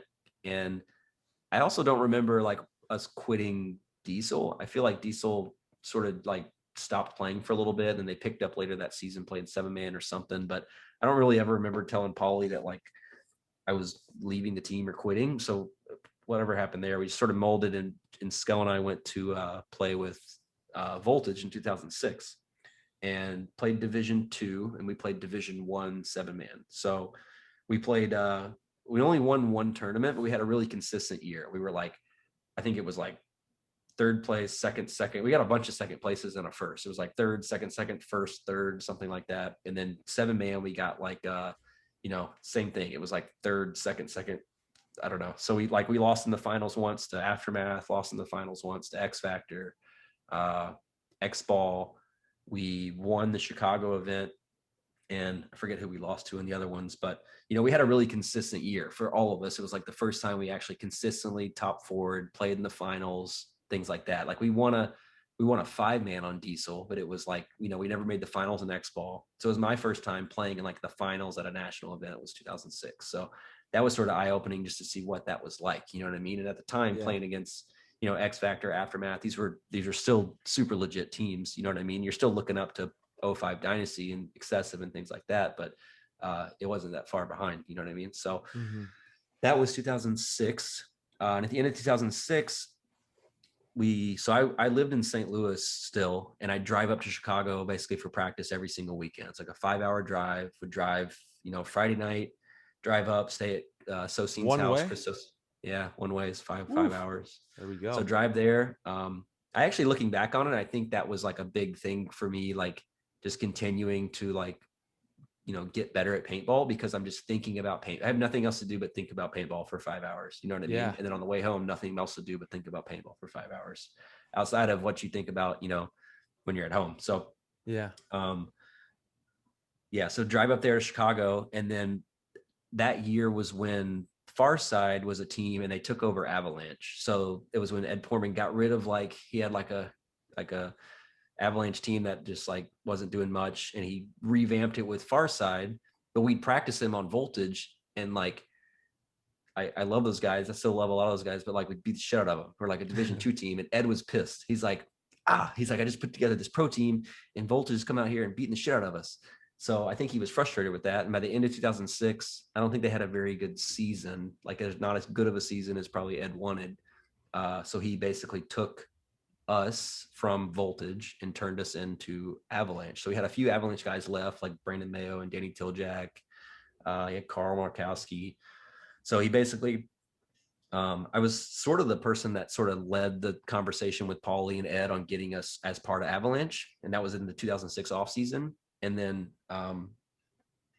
during that off season, I tried out for Philadelphia Americans, and I actually missed that. I tried out for them in the 2005 off season too, and didn't make the team. So me and Tom Van Egtern went up there and tried out. I didn't make the team. I thought I did well, but not well enough to make the team. So I think that was sort of a driving force for me to try again in 2006. Mm-hmm. Looking back on it, like, I loved Voltage, and I'm still really good friends with all of those guys. And I think what justified, my conscience a little bit is that we set up this Avalanche system to like go, have a fully funded, like, legit squad. Like, Voltage was out of our own pocket. We get the winnings, and we'd like, pay for the next event, or we'd, all chip in by practice paying. It was all just off our own back. We had a little help from Rennick, because he had a lot of support with Aftershock at the time. So he would like hook us up with, dye stuff and things like that. But for the most part, it was all on us. So at the end of 2006, like getting that system set up for them, and went out and tried out for Philly, made the team. And I'm like, this kind of sucks. I'm like, Philly is like an elite organization. You know what I mean? Like, this is a good opportunity to go play for this team. Feel really bad just leaving all my boys high and dry. But, I didn't really feel like I was leaving them high and dry at the time, just because they had Avalanche set up. So it was sort of an amicable like split. They understood. Like, I think if any of them had the same opportunity, they told me, they're like, yeah, maybe I'd do the same thing. You know what I mean? But that only lasted like the first half of that season. 2007, I played with Philly. We were okay. We were like a middle of the pack team. It was like, myself and Chad George's first year, we both at the same tryout made the team at the same time. Oh, wow. That's great. And then, I mean, he was young and back then for sure. I mean, we both were, but he was especially young. So yeah, played 2007 with Philly. And that was cool because I got the opportunity to go overseas. So we actually did well overseas. So we won like the Toulouse event, which was like the World Cup, which is at the beginning of the season for some reason. So we beat I think we beat Joy Division in that. And then we played the one at Nürburgring, which still to date, that's like the coolest. If anybody asks like, where have you played paintball? I tell them Nürburgring, because that's like the coolest shit ever. I mean, that racetrack is like iconic, you know what I mean? And to play a paintball tournament in the middle of it, that and like Huntington Beach, there's a few places that you like really, try to flex like how sweet the spots you played at, you know what I mean? And that was one of them. So, and we won that event. And then halfway through that year, I left Philly and went back to Avalanche. So Philly didn't really understand. They're like, okay, that seems stupid. I mean, they're like, they play open X ball and pro 7-man. But okay. They're like bon voyage. Like, I hadn't really done much in pro at that point. So they didn't really care too much. You know what I mean? So went back, played with Avalanche, and the first event back, we got beat in the semis by Aftermath. So Aftermath was like the rivals of Avalanche 2007. And then River City Open we won, and then World Cup we won, and both times against Aftermath. So that was sort of like the first time, okay, we were consistent in divisional, getting, top 4. Now we're consistent in this open division, winning. That was like the next level up, right? It's like, really understood how to win at that level.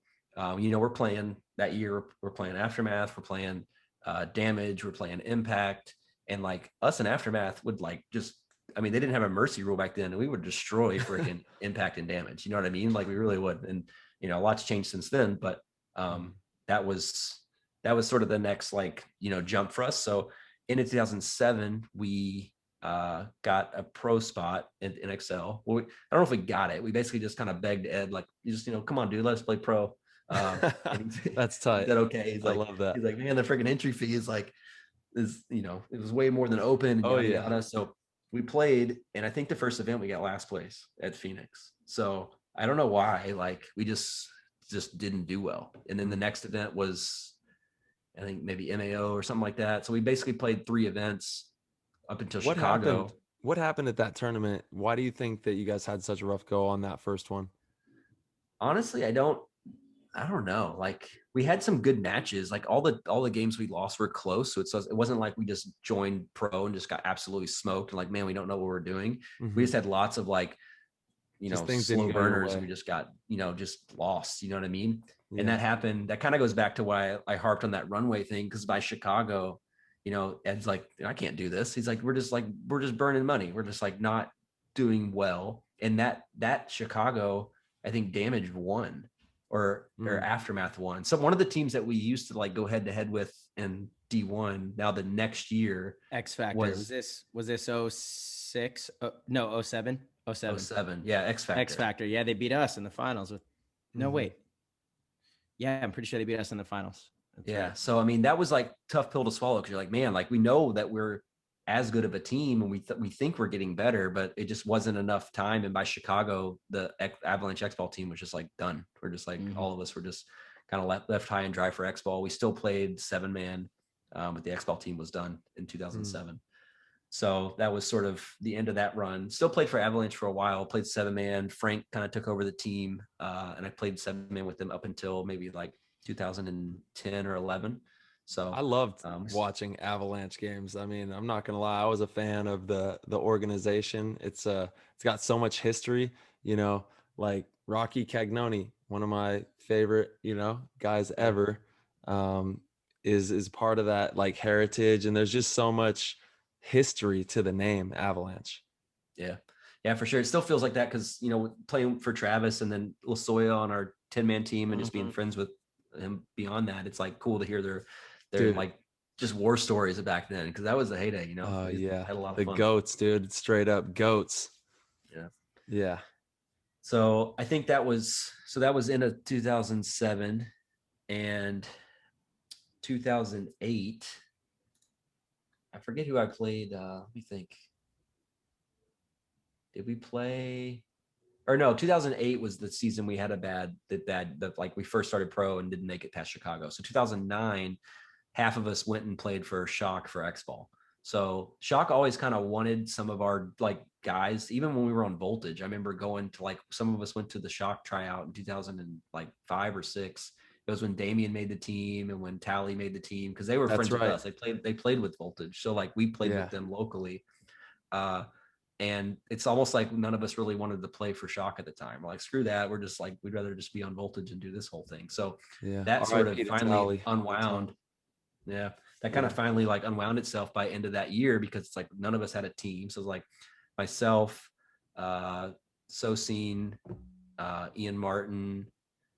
I forget who else was went from Avalanche to Shock, but we sort of joined with guys that had already been on the team, like Cody Mikowski, Nick Sloviak, AJ Lawhead. So we joined in 2009 and played with Shock. So we had a good team. We never won, you know what I mean? We never won an event in X-Ball. But we had, like, looking back, we had a lot of really good players, you know what I mean? I think that's a lot of teams. Like, man, if we would have had that roster, 10 years ago, who knows? But we really did. Like, a lot of those guys, we played really good. And when we went toe-to-toe with a lot of good teams, that was back when you had, like, the best of 3 at World Cup, and we played Philly at World Cup. And they beat us, but it was close. And like, that was like, we went from not making Sunday, halfway through the year making Sunday, then making it one round on Sunday, and my World Cup, we're like right there, you know what I mean? We lose to Philly in a best of 3. So that was I think that was we're still all hungry to play pro, you know what I mean? Like, we still know that we're doing well. None of us are really like looking to jump ship because we like what's going down. And at the end of that year, I guess history repeats itself. That's when I went and played for Vicious. So I felt like, that was a good opportunity. And I felt like I was missing that like younger squad that was just ambitious to like go through the pro, like go make it to pro and do well. And I followed Vicious for a long time because like my relationship with Paulie with Diesel, I went and practiced with them. We practiced them on Avalanche a lot. And I really liked, the organization and everything like that. And I had a gut instinct feeling that they were just going to do well in pro just because they were so driven to practice and just like work their ass off. You know what I mean? It's huge. So did that in 2010. We did not do well. We did okay, but they were used to winning divisional. They would win D1, they won D2, they won D3, and they got to pro and they just didn't do well. So 2010, went back to Aftershock basically after a season with them. So that would be leading into 2011. Well, hold on. I do want to talk about the Vicious thing. Can you kind of elaborate on because there's teams once again that want to know what would keep them from doing well, making it to pro. What was some of the hurdles that we just couldn't get over in that season there? Yeah, I mean, it's hard to like speak to exactly because those guys played a lot more pro seasons after I left the team, where they probably learned a lot more, and they had a really good relationship with each other before I joined the team playing divisional. So I don't know, from just my like perception of the entire thing, maybe it was like the goal was to make it to pro, but the goal wasn't to like win at pro, maybe, or that's at least like kind of the perception I got because I saw how driven and like fired up they were to win D1, D2, D3. but that fire didn't feel like it was there in pro. Like it is an accomplishment to make it to pro, but the journey's just getting started. You know what I mean? Like it's going to be even harder to win at that level. So if you're not as fired up or more fired up than you were winning D1, D2, D3, you're like, it's not happening. You know what I mean? Yeah. So that sort of felt like that. It's hard to say that because, I don't know if that's how they felt because they had a lot, course. they had right. So yeah, but but you're right, dude. The journey is just beginning. Once you get there, that's it. Yeah. It's really easy to get discouraged too. I'm sure they had those intentions when they first got into the league, and then, probably getting beat down a little bit might bring that, back down to reality. And I remember we played them in a finals on Infamous. And I remember like feeling proud of them. I was like, okay, I could tell they were happy, right? They were like, but I also felt like it was that same moment of like, we've finally proven that we belong in pro because we're in the finals. Mm-hmm. But that sort of was like kind of a kink in the armor. Like, all right, we're going to win this game. Like you guys have the chance to win, but like, you could just tell that they were just excited to be in the finals. A lot of new teams go through that. They're just excited to be there for the first time. And then it takes 2, 3, 4 times to actually, do it. You know what I mean? Yeah. So. No, I know it's kind of like the AC Dallas story right there. They were so close to getting a win so many times, and then the team kind of dispersed, then it kind of got picked apart at a certain point there. Yeah, that's okay though. It keeps the club of winning teams small. It's true. It's true. Small circle. Yeah, it does. Is that good though, or is it bad? I mean, it's not that small of a circle. It's still like a few teams, you know what I mean? So yeah, there is, dude, there's a lot of teams that are all within striking distance right now. It's fun to watch paintball these days because there's just so many teams that on the right day, with the group of guys, they can get into that finals and win that tournament, When's the last time Damage has won a tournament? It's been a little bit. Yeah. I'm only asking because I was just saying, I think there is a pretty a good list of active pro teams that have won in the last, like, say 4 years. But actually, I don't know if Damage is in that. In the past 4 years, I don't think they've won one. Yeah, that's kind of crazy because they seem, I have them in my mind as always in striking distance. And they are. I guess that's probably just that. Yeah, always in striking distance. Yeah, I know. I think it has been. I think it's been definitely over 4. I don't want to put a number on it because I don't know for sure. Sure, but yeah, same. It's definitely over 4. So active teams that have won in the last, let's say, 5 years. What do we got? We have you have Dynasty, you have Houston Heat, you've got Russian Legion, you've got Impact, X Factor, absolutely. Yeah. What about Russia? I said Russia. Yep. Okay. Yep. Yeah. So we're at 5. I think Infamous last one was 16, so that'd be a full 5. Infamous. Yep. Mm-hmm. Yeah. Dude, so there's 6 teams. I was rooting for Infamous. They're so close on that last one. I know. Yeah. Against Impact? Yeah. Or against Yeah, the Impact one. Yeah, I'm at 6. I can't think of. And it was like that. It was that without X for a while. I guess they won that World Cup back in like 13. Mm-hmm. Yeah. X Factor. Yep. But you're right. But no, you're right. That's a long time. I mean, 19 to 13, that's a drought there. It's 6 years. Yeah. They're impressive because they definitely went through like slumps with the same dudes. Like there was a period of time where they started out really hot, right? And they won that pro event. And then they kind of had like a lull where I feel like they weren't really competitive. Like you weren't really like, that was that team you drew at the tournament. You're like, okay. But then it became, that's the only time I've seen that with the team period. And it's because there's not any examples other than them really, but to play that long with the same dudes basically, and now be a top level team is pretty impressive. You'd think they would just get burnt out and be like, I'm done. No, they're hungrier than ever. Yeah, for sure. Yeah. Yeah. We love going out and practicing them out at the park out there. It's a good time. Yeah, that's always an awesome practice. Mm-hmm. Yeah, they have a great facility. That's a great team with the example of, I mean, you were talking about it, Drew, when you first came into the league. They were one of the teams that were the young kids that you went head to head with in Division I. Now they're all the old heads. We're all part of that old head crew, which is kind of crazy. It's pretty nuts that we're all, but so they have that experience. They have the same core essentially that has been together for so long. it kind of comes down to motivation, in my opinion. I think in 2019, you saw a very motivated X factor, which is dangerous. Not to say that they're not motivated now, but in order to win, you have to have that like extra hunger of motivation. There's like something else that you have to tap into. I know it. Obviously, Tyler, all three of us sitting here, like I know you guys know what I'm talking about. There's like an extra tank that is there that when you tap into it and you win the event, you usually can go back and say, that was that fuel, like I know what we tapped into there. And it's, not many people know, but I know you both know. And, that's why they're a scary team at any event. They could show up and win. Yeah, for sure. And it's cool to see some of the individual players just like progress through their career. Like there's ones that at the very beginning, you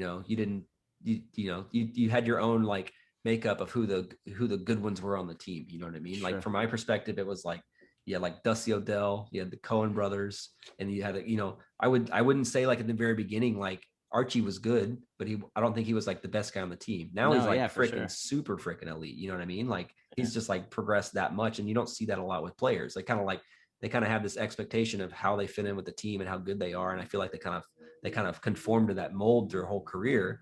They might have little ups and downs, but they're never like the best and then in the middle of the pack. You know what I mean? They're kind of at the best their whole time, or in the middle their whole time, or anything like that. You can see that. Like I'm impressed with like that Jesse Stevens kid, because I remember seeing him come to pro, and I remember watching him when he first got on the team, and I was like, I don't think he'll make it very long. And then he didn't, and then now he's back and he's just like kicking ass. You know what I mean? So it's kind of cool to see things like that. Got to be hungry for it, for sure. Yeah. Jesse's super hungry. Big fan of Jesse Stevens for sure. Yeah. Speaking of, I know we're supposed to get him on the show here pretty soon. I think he wanted to come on. Yeah, dude, Jesse's the man with us. Yeah. We should have him on here in the next week or so, I would imagine, a couple weeks. But we're definitely talking to him. Yeah. Nice. Yeah, he's. But no, I mean, all the X Factor guys have been good for a long time. I didn't mean much by that. I just think it's cool to see them, go from, just take it up a notch after playing for 10 plus years. You know what I mean? You don't see that very often. For sure. And what do you?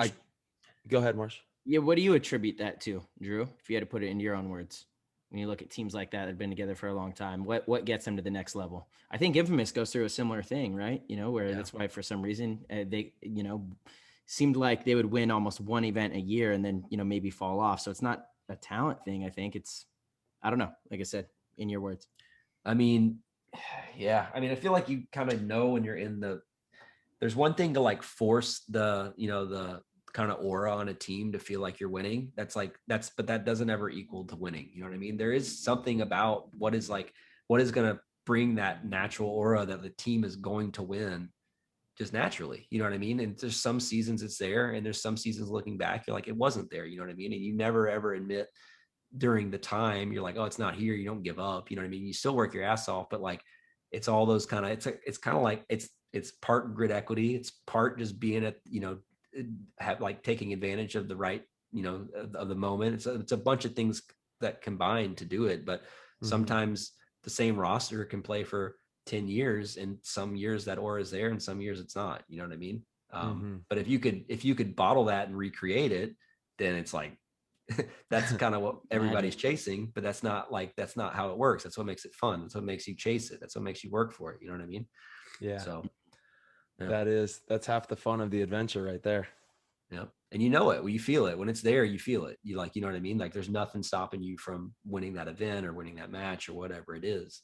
Because you when you're in the moment, you feel it, you know what I mean? So creating that, you seem to fall into place of creating that moment more, the more effort you put into it. But it's hard to like say exactly what's going to create it, Oh man, that feeling is special. I can I don't know, I can almost feel it right now. Just being in an event and having that energy, that aura that you're talking about, and feeling it. It's amplified and all the players are feeling it. It's hard to explain. I know there's people out there that know what I'm talking about. And if you've done sports, I'm sure that you've felt that aura with the team, but it's a really spectacular thing when it all starts to click and, everything's falling in place and you guys walk away, champions or winning a big game or any of those things. Yeah. Yeah, I mean, I'm always a big proponent of just like the positivity amongst the team and how you speak about what you're doing and everything like that. Like, I'd always say, like, don't say the L word. Like, you know what I mean? It's the difference between playing not to lose and playing to win. You know what I mean? Yeah. So it's like little moments like that where you just subconsciously have the confidence that you're going to do well. And it comes off in the way you speak and the mannerisms you have and everything like that. But if you're in the huddle and you're like, we will not lose this game, it's like, now that's the wrong. You got to flip that around. It's the same statement as saying we're going to win, but it's not the same statement. You know what I mean? It's like putting it out into the world that losing is an option. You know what I mean? And when you're in the zone and you're doing well, it's just, it never crosses your mind. You know what I mean? So I think one way to at least, you can't, like I said, you can't just like force that aura, but one way to at least like kind of like fuel it is to just be super positive. And the more positive you are about thinking you're going to do well, it just kind of becomes a habit. You know what I mean? But you have to start somewhere. You can't be, that what if or kind of negative mindset on things, We talk about this all the time too. Tyler talks about the power of the spoken word. And I mean, it's so true. The way you talk to yourself, the way you talk to your teammates, the way you communicate your intentions and what your goals are and what you expect, it all matters. Every single word matters. The way you put a spin on words, the way you play words, it's all so crucial in the team dynamic. And the team dynamic ultimately is what leads to that feeling you're talking about. And it can be cultivated through words, through actions as well, but it's very important to have the right self-talk, the right team talk, have everybody on that same page. That's how you get that feeling, Yeah, for sure. Yeah. And there's players that I feel like are kind of known for like bringing it up. You know what I mean? Like you look back, I mean, I feel like that's one of the biggest attributes like Oliver had. You just feel like wherever that dude is, he feels like it's just like the way he talks to the team and the way, from the outside, it feels like he's creating that aura. You know what I mean? You look at that with like a coach like Todd, he's like that too. Like his, he's building people up all the time. And you can tell I feel like that's kind of becoming his, his MO on how he like creates that, the whole, before you guys won the event, I just see all these videos of you guys just having fun, and not to say like go like just goof off and you'll win an event, but it was like, you can tell that like, it's just like a playful, atmosphere amongst the team. You know what I mean? I don't know whatever that video he posted of Mishka is like the funniest shit I've ever seen. Oh yeah. Gayaka. Yeah. What video of Mishka? I'm missing out. It was something at freaking practice where I can't even repeat it. He's just being wild and I don't know, just being funny, dude, just being classic Todd Martinez. Oh, I saw it. Yeah, okay, I did see that. I do know what you're talking about. Todd is another one of those. But yeah, that was on D's on. Yeah. Yeah, Ronnie was calling napkins map chims. Yeah, he's like, yeah. Todd started calling them map chims because we were after practice. He's like, can you hand me a map chim? I'm like, okay.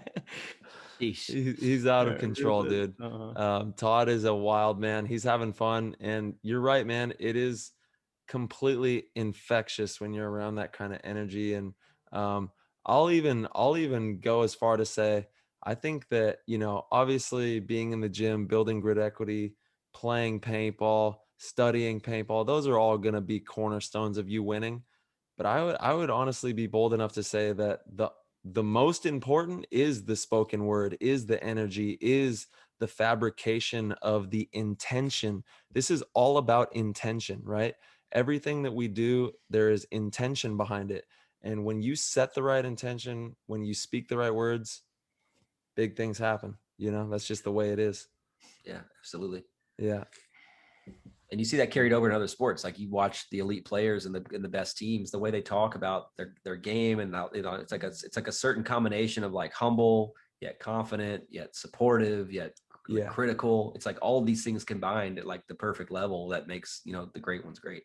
Yeah. Watch like the NBA post game. Watch NFL. These guys talk about playing their game. They're not playing games.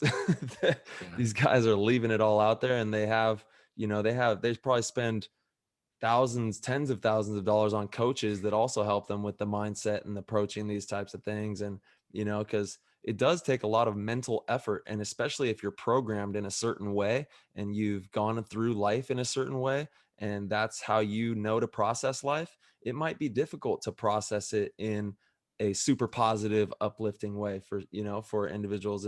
But I think that, that is definitely a cornerstone of what makes things go forward. Yeah, absolutely. Yeah. I mean, that's why I think, there's full brands built around mentality. You look at Mamba mentality. People idolize the way Kobe was solely on his mindset, his work ethic, and what that brought and how it inspired generations actually of athletes. Mm-hmm. There's like the documentary on the Bulls called like Max, which is like an old IMAX video. It was filmed, I don't know, a long time ago. But I would watch that like on my way to tournaments and things like that, because the way like Jordan would speak about how he got good at basketball and how the team got good at basketball, I thought was really applicable to just like everything, paintball, life, everything. But to hear him talk about it and put it into words and like synthesize it so clearly, you're like, dude, made it a little more clear. That's my idol. Can you elaborate on what he was kind of talking about there? So he really liked the way Phil Jackson like gave him a philosophical approach to playing basketball. Like he felt like that was what he attributed him really getting to that super elite level, was like when Phil Jackson started coaching the team.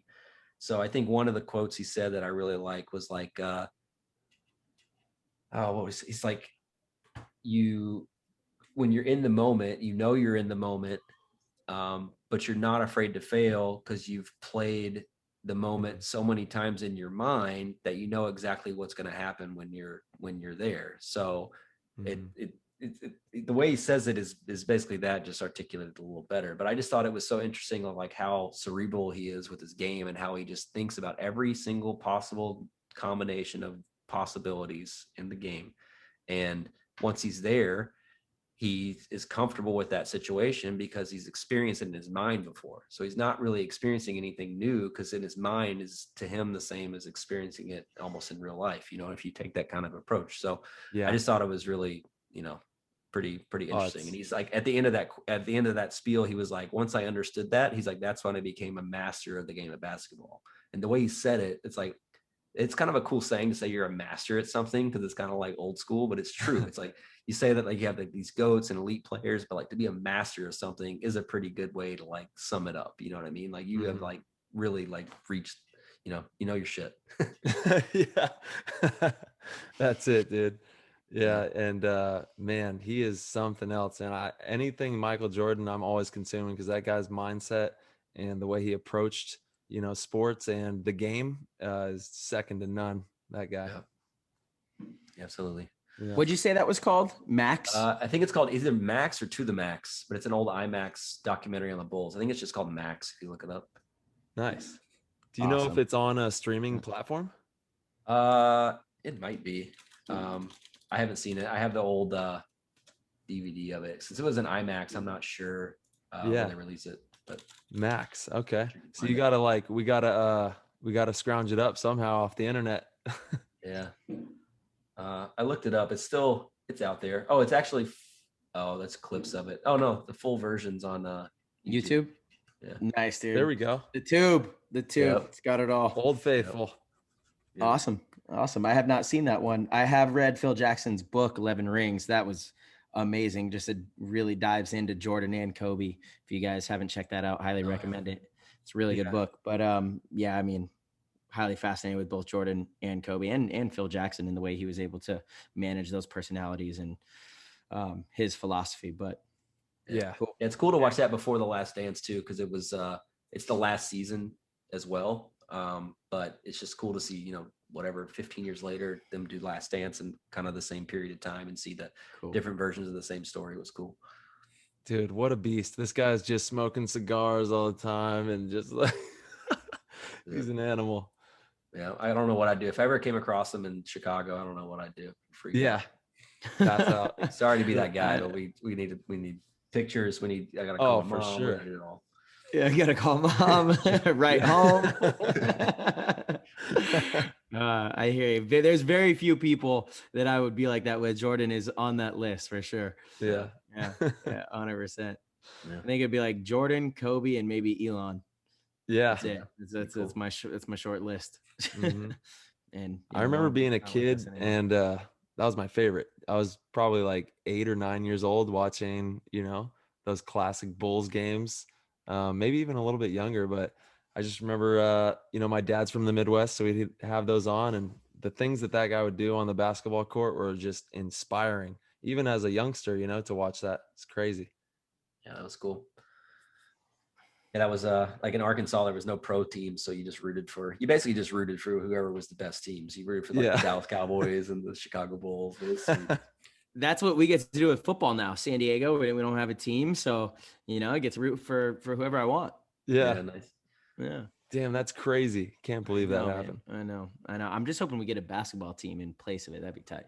Yeah, Cash Money Martinez is not happy that the Chargers are gone. Yeah, I used to see him at games. Actually, I'd see Todd out there every now and then. Yeah, yeah, that's funny. That's funny.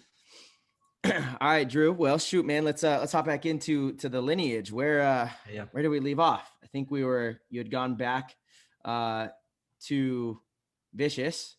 Yeah. I think that was where we left off. Mm-hmm. Yeah. So Pro Division. Yeah. So basically, I just played the 2010 season with Vicious.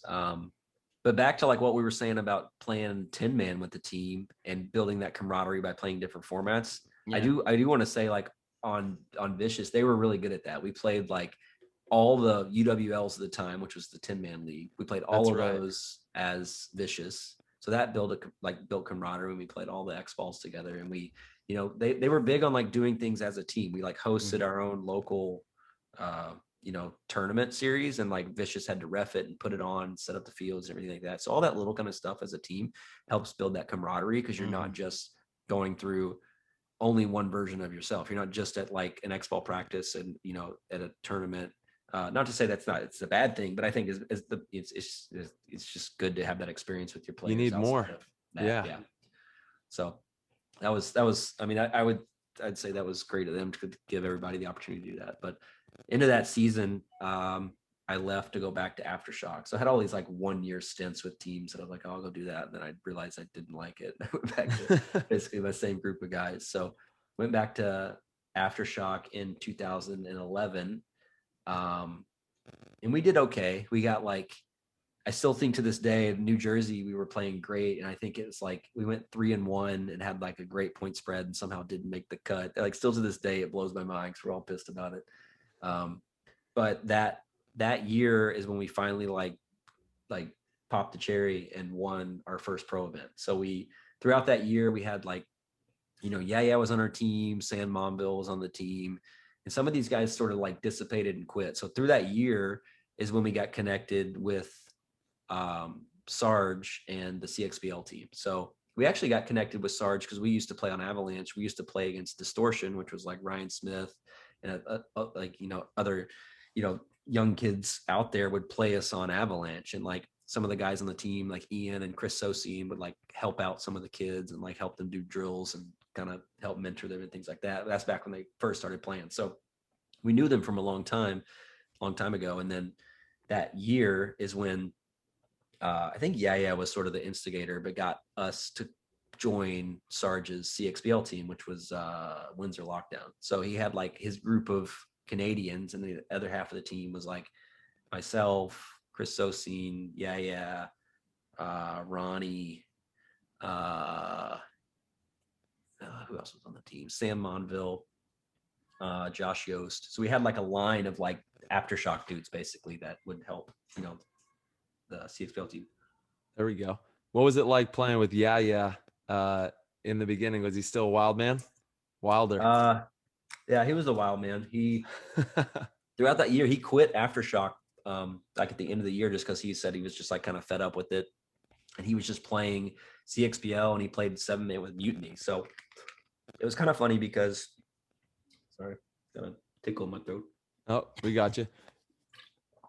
So Yeah and I were like, you know, like best friends, honestly, for a long time through Aftershock. So my wife actually went to high school with Yeah. That's how I met my wife. So wow. Like we have he would come stay with me in St. Louis. We'd drive up, he'd stay at my house in Chicago and everything like that. So once he quit Aftershock, it was sort of like, we're still really good friends. But that was sort of like his like, kind of goodbye to like the other group of guys on Aftershock. You know what I mean? He's like, I'm sick of this. I'm going to go like do my own thing. I'm going to go play with Mutiny. I like playing CXBL with Sarge, everything like that. So that was sort of like, you know, the beginning of that whole like split, I guess. And then Sarge also helped us with our 7-man team. Ryan played on our team. Sarge sort of took that over from, I guess, Rennick. Didn't really have anything to do with the 7-man team. So we played 7-man kind of with Sarge, with Ryan, and with the ones of us that were left. I don't know why I didn't play on our 7-man team since I don't know, Sarge was a part of it. But anyway, so we played the end of that year, and then that's when we won Las Vegas. So we were basically like, we weren't giving up, but we were like at the end of our rope, like, man, it feels like he played a lot of seasons and never really gotten that moment of winning that pro event. And then, like we said, with that kind of like that aura and that feeling, it just manifested itself through that event. And that gave a lot of us like our first like aha moment of what it's like to really win. And we won it in like good fashion. We didn't have to we didn't play like Joe Schmoes. We played like freaking Dynasty the year Oliver came back and they're on a tear. You know what I mean? And we took them 3 games, and it was like one of the best paintball moments I've ever had in my life. It was awesome. So that was the end of 2011. And that was when was sort of scheming to get Heat together. So at the same time, Damien he was on that New Jersey Shock team that I told you about. That was the tournament before World Cup. He was scheming with Travis because him and Brad played World Cup with Infamous. So they played World Cup with Infamous, and he's trying to, Damien's trying to like get a few of us to come to Infamous, and Heat's getting put together. So and Sarge are trying to get some of us to come to Heat. And this is at the beginning of that whole creation. And at the time, Heat didn't it's not like, the call was like, hey, I'm putting together this team. It's going to have like Fedorov, right, Sergey, Mishka, Chad George. It was kind of like, hey, we're putting together a team. You want to be a part of it. And at the time there was, Infamous was also an option. And I liked playing more with, Damien, Chris, Brad, like some of these guys I was just closer to on the team. I'm still really close to Nick and and everything like that. But it felt like it was a better opportunity at the time. I felt like Infamous was going to do better than, Heat did. And that was kind of like a rivalry for that first year. Cause like half of us made the choice to go to Infamous and half of us made the choice to go to Heat. You know what I mean? So that was sort of the creation of that. But that's been kind of crazy and interesting. I know you guys were talking with Ryan that Heat's been a team for as long as they've been. 10 years or 9 years or something like that. It's just crazy to think it's been that long already. Yeah. And they came in and shook stuff up and have done some pretty crazy stuff in paintball. I mean, the trophy room is getting stacked. They got a lot of wins in that 10 years. Yeah, absolutely. And I don't think I have any. I actually love the 10 year I had on Infamous. I think it was like one of the best like just opportunities and moments in my paintball life. I love playing with the team. I still love playing 10-man with the same guys and some of my best friends. Yeah. So no regrets. Like you go back in time, right? Like join Heat, what would be the difference? But I don't know if it would have worked out in the long run anyway, because there's so much paintball that goes in. Like there's playing paintball and there's playing what Heat does, where they're traveling and they're spending 2 weeks away from home, and then they're doing millenniums on top of that at one point. It's like I just wouldn't have been able to do that. You know what I mean? So not to say it's kind of crazy to think the whole what if thing, but it's also cool to know that at the time Nick and Bronny and LJ and are getting to experience this, because I've known since we were playing Division 3, you know what I mean? And to think that he's been on a team for 10 years, that's won, I don't know, 10 tournaments or something. They won a lot. So it's pretty sweet. Yeah, man. Is a beast, dude. He's the fastest man in the world now. Leopard speed, I mean, same with Ronnie too. I remember going to the local field and Ronnie was just worked at the indoor, and he looked up to all of us when we played on Avalanche and Aftershock. And now he's one of the best pro guys out there. You know what I mean? It's really cool to see all these guys kind of come through and go through all that. Yeah. He's a beast, dude. He's so valuable in the paintball landscape. We need 100 more Ronnies. Just what he does on the social aspect and just as a person. Dude's a solid person. You know what I mean? We just need great people who are pumping content and boosting paintball. And he genuinely loves it. And why wouldn't you? I mean, it's the funnest thing you ever do. Playing paintball is legitimately the best. I know we can all attest to that sitting here. There's nothing that fills the cup quite like playing paintball, man. Yeah, absolutely not. No. but yeah, that was sort of the beginning of us going to Infamous, and how all that formed. So the first, it was sort of that squad on Infamous for a while. It was like, me, I guess the people that were on the team that weren't the ones that came over were like Bobby, Greg Sewers, Nikki, and Callie. So the rest of the other half were myself, Chris Sosi, and Zach Patient, Brad and Damien. So I mean, that was a cool mix up, because you got to kind of had half the team that had it wasn't like you were just transplanting teams, so you had to get used to kind of something new. You know what I mean? So that was cool, and and that first year, I felt like that was probably, looking back on it, like the strongest Infamous team I was ever a part of. Like, we made finals, we won a couple of events. We were just 2012. Really well. Yeah, 2012. Yeah, you beat us in the finals when I was playing with Russian Legion. Oh yeah. Yep. So that was my first X-Ball win. So there's like the 7-man, had won the Millenniums Pro, and then won the 7-man Pro, and that was my first like X-Ball Pro. And to me, I always felt like X-Ball Pro was the hardest thing to win. Like, the rest are hard, but they're the hardest, So Undoubtedly. And we actually, man, we had some games against Infamous, Dynasty versus Infamous 2013 the next year, and like it continued on. We always have banger games, whenever awesome. Dynasty would play Infamous in those early years there.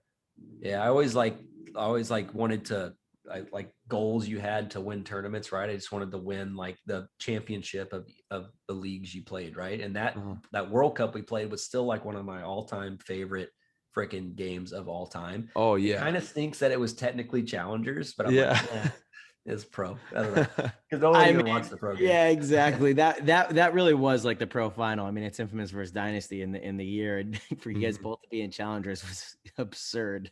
Yeah, it was crazy. That was a madhouse of a game right there.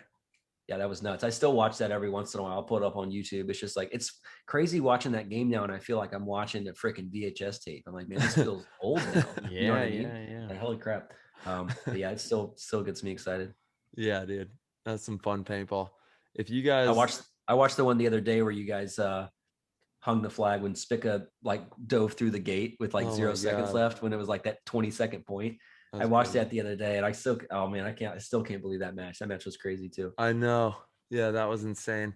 And that was the first year that we linked up with Dynasty, and then like HK, that was the first year HK sponsored Dynasty. So it was like a really big moment for just the squad, and then the sponsors too. It like completely boosted them to where they could be like, we got the number one, and then HK and the ads, they just go nuts and start running amok and posting everywhere. So it was wild, dude. That was crazy.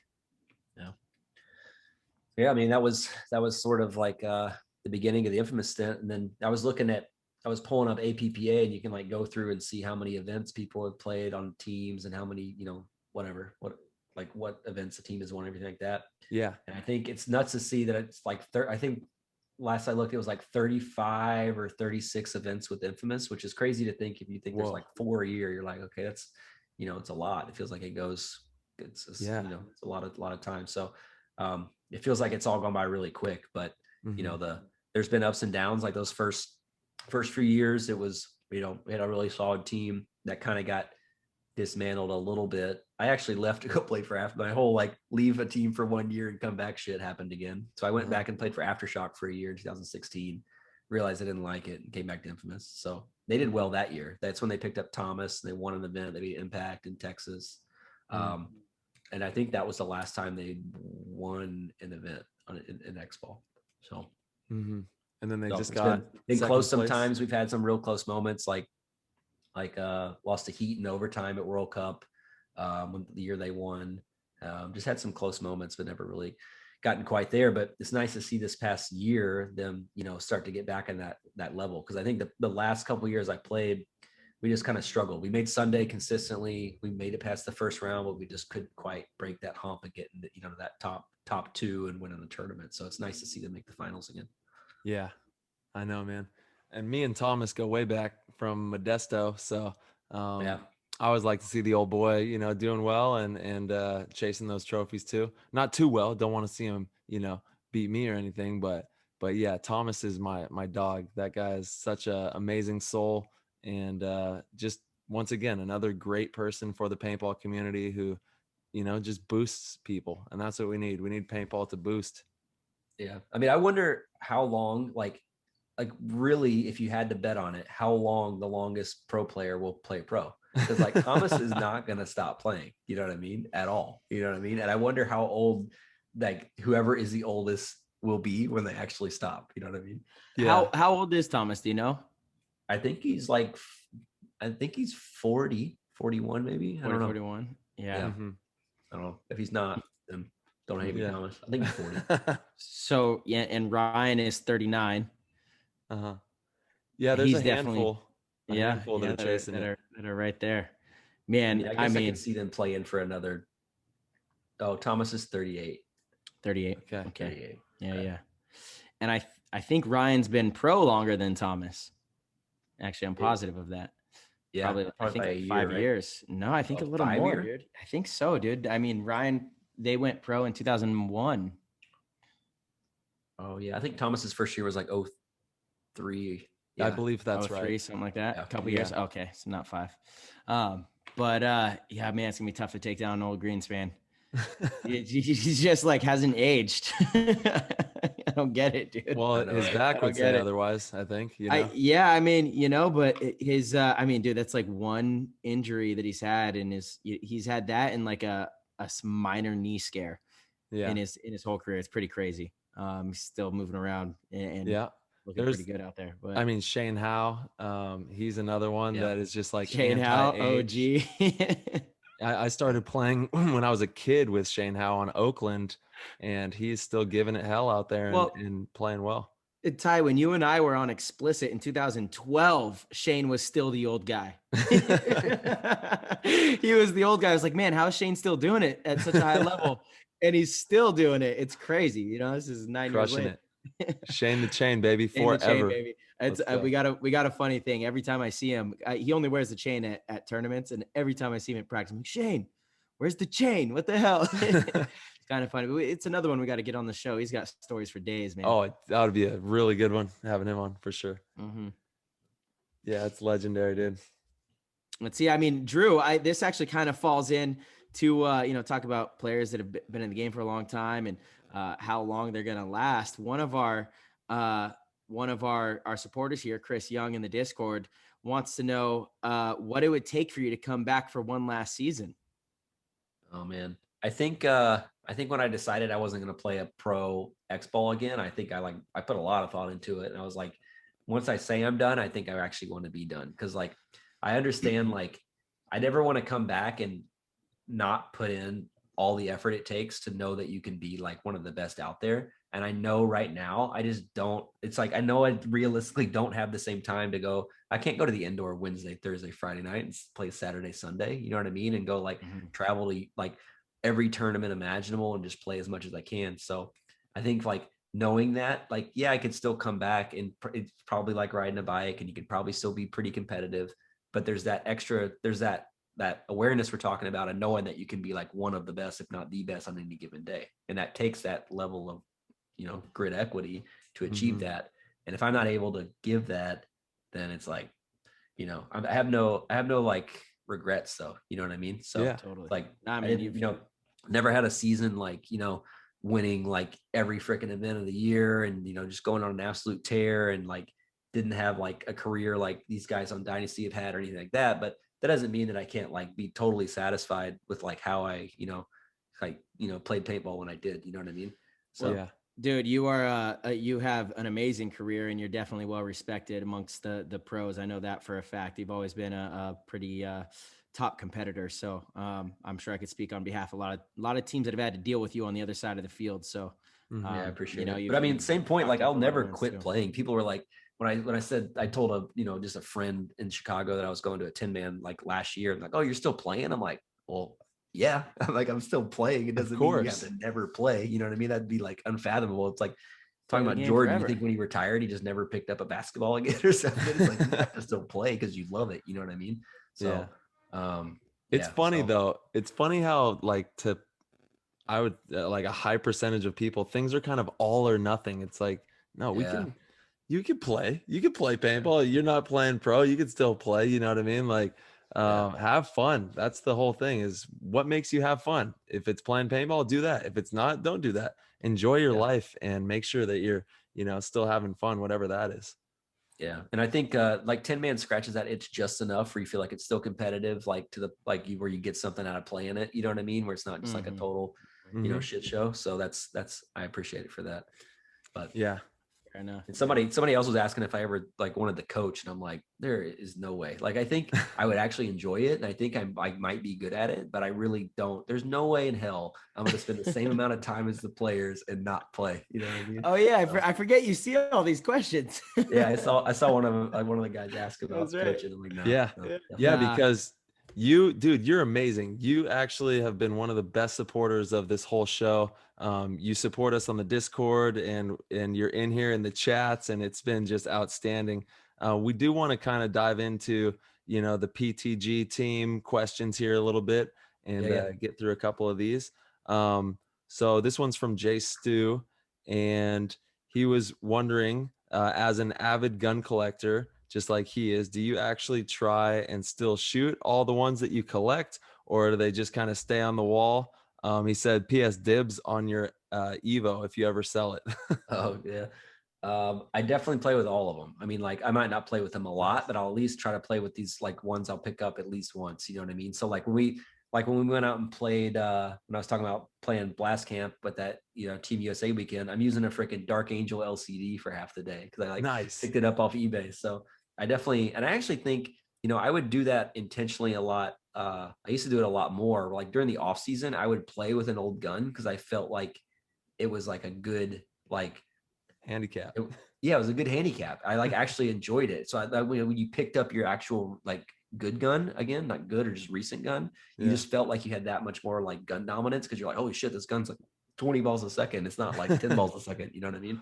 Yeah. So I actually kind of like that. If anyone has the opportunity to play with something that isn't just gonna, let the gun do more work than you can. You know what I mean? I like it. So totally. I love playing with the old guns. Oh yeah. Nice. Yeah. The old relics. It is funny though, what you mentioned about like the autococker and how it's an arms race now, because I was so excited for my custom free flow autococker. And then I went out to the 10-man and I was like, this is sweet, but yeah, let me get that EMEC. I know. Yeah. They're fun and they're fun to shoot. But when when it comes down to it and you want to compete, you're like, I'll shoot that. Dude, they do have such a nice shot on them though. The autococker, man. I mean, you just can't replace that. It's like just a straight line. And there's some people that can rip them, like Travis. Give him one, he'll freaking rip it. Like he'll shoot it. Like there's some people are fast with them. I'm not very like friggin' Paxson had one at the ICC, and at the last ICPL, and I mean he was ripping it. Yeah, it's all fun and games till you play Infamous walking their triggers. I mean, that's my go-to tournament setup now. I just got my mech frame on my gun full time, practicing walking it. So yeah, man. Is Archie gonna be playing with you guys at the ICC? Yeah, we have Archie, Billy, and Ryan are on the team. Cool. So that's cool to like connect with those guys and play with them. You know what I mean? It's kind of cool to see that side of them. Absolutely. Yeah. Do you want to take a question, Marsh, or? Yeah. Let's see. This one from Steve. I like this question. A good question. It's always a good question. If you were to change one thing about the NXL, what would it be? A rule, a format, anything you think that would make the game better? Oh man. I don't know if I'm like too big on all, but like, I don't necessarily know if the rule changes have done like as much for the game change wise as people think. I think the game will kind of eventually find a way back to be played the way people just want to play it. Like whether that's 10 balls a second, 15 balls a second, 12 balls a second, true semi, no field layouts release, or like no snake, weird snake. Like it's all like you play enough of it, it's all kind of the same stuff in my opinion. So I do think like, it's like we were talking earlier about just promoting the sport. Like, I get that Go Sports is a business, but like, holy crap, give away the freaking the thing for free. You know what I mean? Dude, like, give away the prelims and first round on Sunday. Make people pay the $10 a month for the final four. You know what I mean? Like, or it's like circulating, like you got your recurring revenue from like the smaller pool of people that are just paying for it to like the same.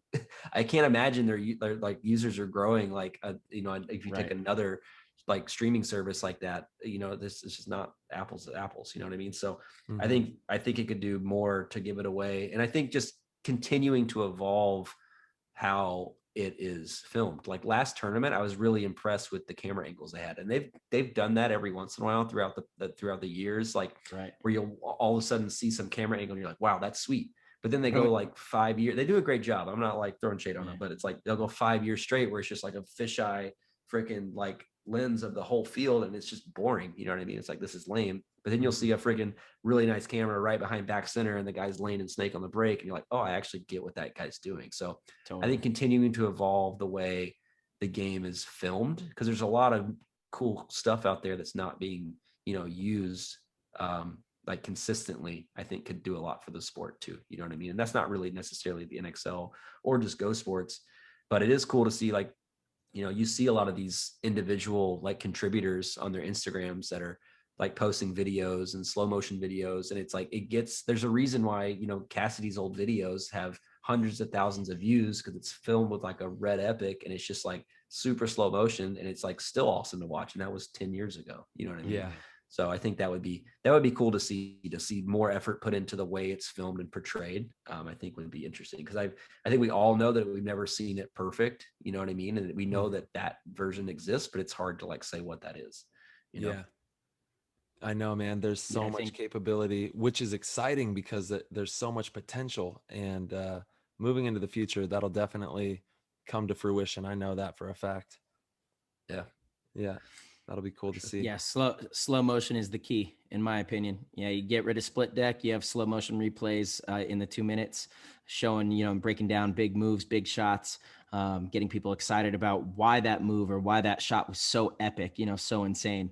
I think that would just do wonders for the game. Any person, paintball player or not, that watches the slow motion big shots and stuff like that, it's just visibly entertaining. It looks cool, to anybody, to anyone who either plays or doesn't play. So we need more of that for sure. Yeah, did you guys see that video that Colt Roberts posted of him like stepping out of the brick and then one ball on that dude in the back center? Have you seen this? He just posted it recently, but check it out. I mean, like it was a slow motion video of him like seeing a dude in his peripheral vision that's about to shoot at him, and he just like shoots one ball and comes back in and hits him like basically directly in the goggles gun. But just watching that in slow motion, it just like, you're like, oh wow, I get how difficult that was to just land one ball on this dude that's 20 yards away. Oh my God, I just watched it. He was on the move too. Yeah. Well, that's crazy. Part of me, like, I don't know who the guy is in the back center, but I'm not quite sure what he's doing. It looks like he's like muzzle loading. Like, that's I think that's an NRG. I think it's an NRG player. I think he's just surprised that Colt's coming, because he looks and he's like, oh shit, he's coming. It's a sick shot. That is a sick shot. I wonder if I can show you guys. Oh, there we go for the YouTubers. There we go for the YouTubers. You guys could also go to Colt's page. It got out of focus right before the good shot. Oh, you could kind of see it. Got out of focus. You're right. You guys got to go to Coltimus on Instagram. Give him some love from the PTG fam. Leave him a little comment too. Coltimus. Definitely a sweet shot though. Yeah. There's opportunities. There's moments like that in every single point. You know what I mean? So to just like try to string them together. I know it's easier said than done. I know, but of course. Of course.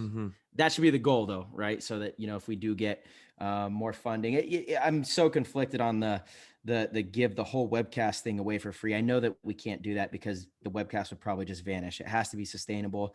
Otherwise, the reality, as much as I would like for it to be free so we could reach more people, the reality is it probably would not, because it's not the priority of certain powers that be. So we need a way for it to be sustainable. There are salaries to, the people that run it. And we need people like Matty Marshall, Cena, and Darren. They really work their butts off to make sure that we have a quality product. But I think they could do it. I think they could accomplish both. I've said this for a while. I mean, give away the prelim matches in maybe even the first round on Sunday. And then, you get everybody hooked, and you'd probably get more people that pay to watch the semifinals and finals, and then you give away the finals at, a week later. Go Sports is already so cheap, $12 a month, something like that. I have two accounts that I pay for, one for myself to watch film at the events and one to give out to, family or whoever wants to watch me play at home. Like I think people would tune into that, and then you can, I know that Dynasty or Field One will usually pay for like all of our prelim matches to be public on Facebook, and the numbers that we get are great. They're insane, So I know that if we were able to do that with all the teams, we'd probably get a pretty big return on it, Yeah. I think that's one thing too. It's just like, you don't see a lot of, you have a startup company and you want to sell a bunch of grid equity hats. You know what I mean? You're going to do there's like kind of a consistent playbook for how to promote that product online. You know what I mean? You're going to do paid marketing, and you're going to do retargeting ads and everything like that. You don't see a lot of that with paintball. Like, I should be getting retargeted out of the wazoo for paintball stuff, because it's like, all the stuff I look at, but you don't really see it, because I think maybe that, certain, the people that are producing this stuff are maybe content that where to go, that Go Sports is a thing, but it doesn't mean that other people that are interested in things aren't going to be, incentivized to check it out if you gave it away for free, or if you did something with it. You know what I mean? It's more than just, don't get me wrong, it's not going to work if you just give it away for free, because no one knows about it. You know what I mean? But what is that extra effort to promote and market the NXL tournaments as if it were that, startup company trying to sell grid equity hats? You know what I mean? What does that playbook look like? It's more than just trying to get the same amount of teams, if not more, to come back to World Cup. And I get that is a business in and of itself, but it's also a business to try to reach new people with methods that are used by industries and products that aren't just paintball. You know what I mean? Sure. Same way that we were saying that this podcast is well done because it's well done, not just for paintball, it's well done for just a podcast, right? And podcasts are just becoming a lot more prevalent in the past few years. So what is that same equivalent with promoting paintball outside of paintball? You know what I mean? How would somebody do it well that wasn't part of it? Yeah. 100%. It costs money though. I get it. I don't know. Yeah. Yeah. Everything costs money, but again, it's like short-term versus long-term. What's the return going to be on that cost? I'm with you. I think it could be great. And I think we do need to explore that as much as possible. I do. Yeah. Yeah, absolutely. All right. We got another one from Welshie. He's wondering, you had a big win with Philly in the past. Was there ever a consideration on joining back up with them on Heat years later, which kind of goes into what we were talking about there earlier? Yeah. I think I think Chad's the only one that was from Philly that was on Heat at the beginning. I think they picked up Ryan later. Yeah. Right. But I still stayed in touch, and I liked all those guys. I still was, it's one of the teams that, first started playing pro. You don't know, a lot of the other guys in other teams, but I knew, knew Tim, knew Fatty, knew Chad, knew the guys on Philly. So I would, still talk to them and things like that. And it was still amicable. For me leaving, it's there was no harsh feelings at all. So yeah, I never really considered rejoining. I think by the time they were in their last couple of years was when they started to really take stride, and they won that Phoenix event. They made the finals at World Cup against the Russians and things like that. But no, I never really thought to come back, but I definitely appreciate that, that win at the Millennium that I was talking about, that first pro win, that was huge. I mean, I remember Tim was like Tim and Ryan were on the Tauntauns, and it was myself and Chad George and Eric Dearman, Gant, Trozen, and Todd Hugo, I think were the Millennium Philly team. And that was just cool because Joy Division was good. They were a top level team. They were in the finals in 7-man over in the States too. So it was no joke to, play them. So that was a cool opportunity to just to be able to, I thought it was super humbling back then to someone thinks that you are good enough at paintball where they're willing to ship you off across the ocean to go play other people at paintball. It's that's a pretty awesome opportunity, and you really can't take that for granted. You know what I mean? So that's pretty dang cool. Yeah, it is, man. When was your first trip to Europe? How old were you?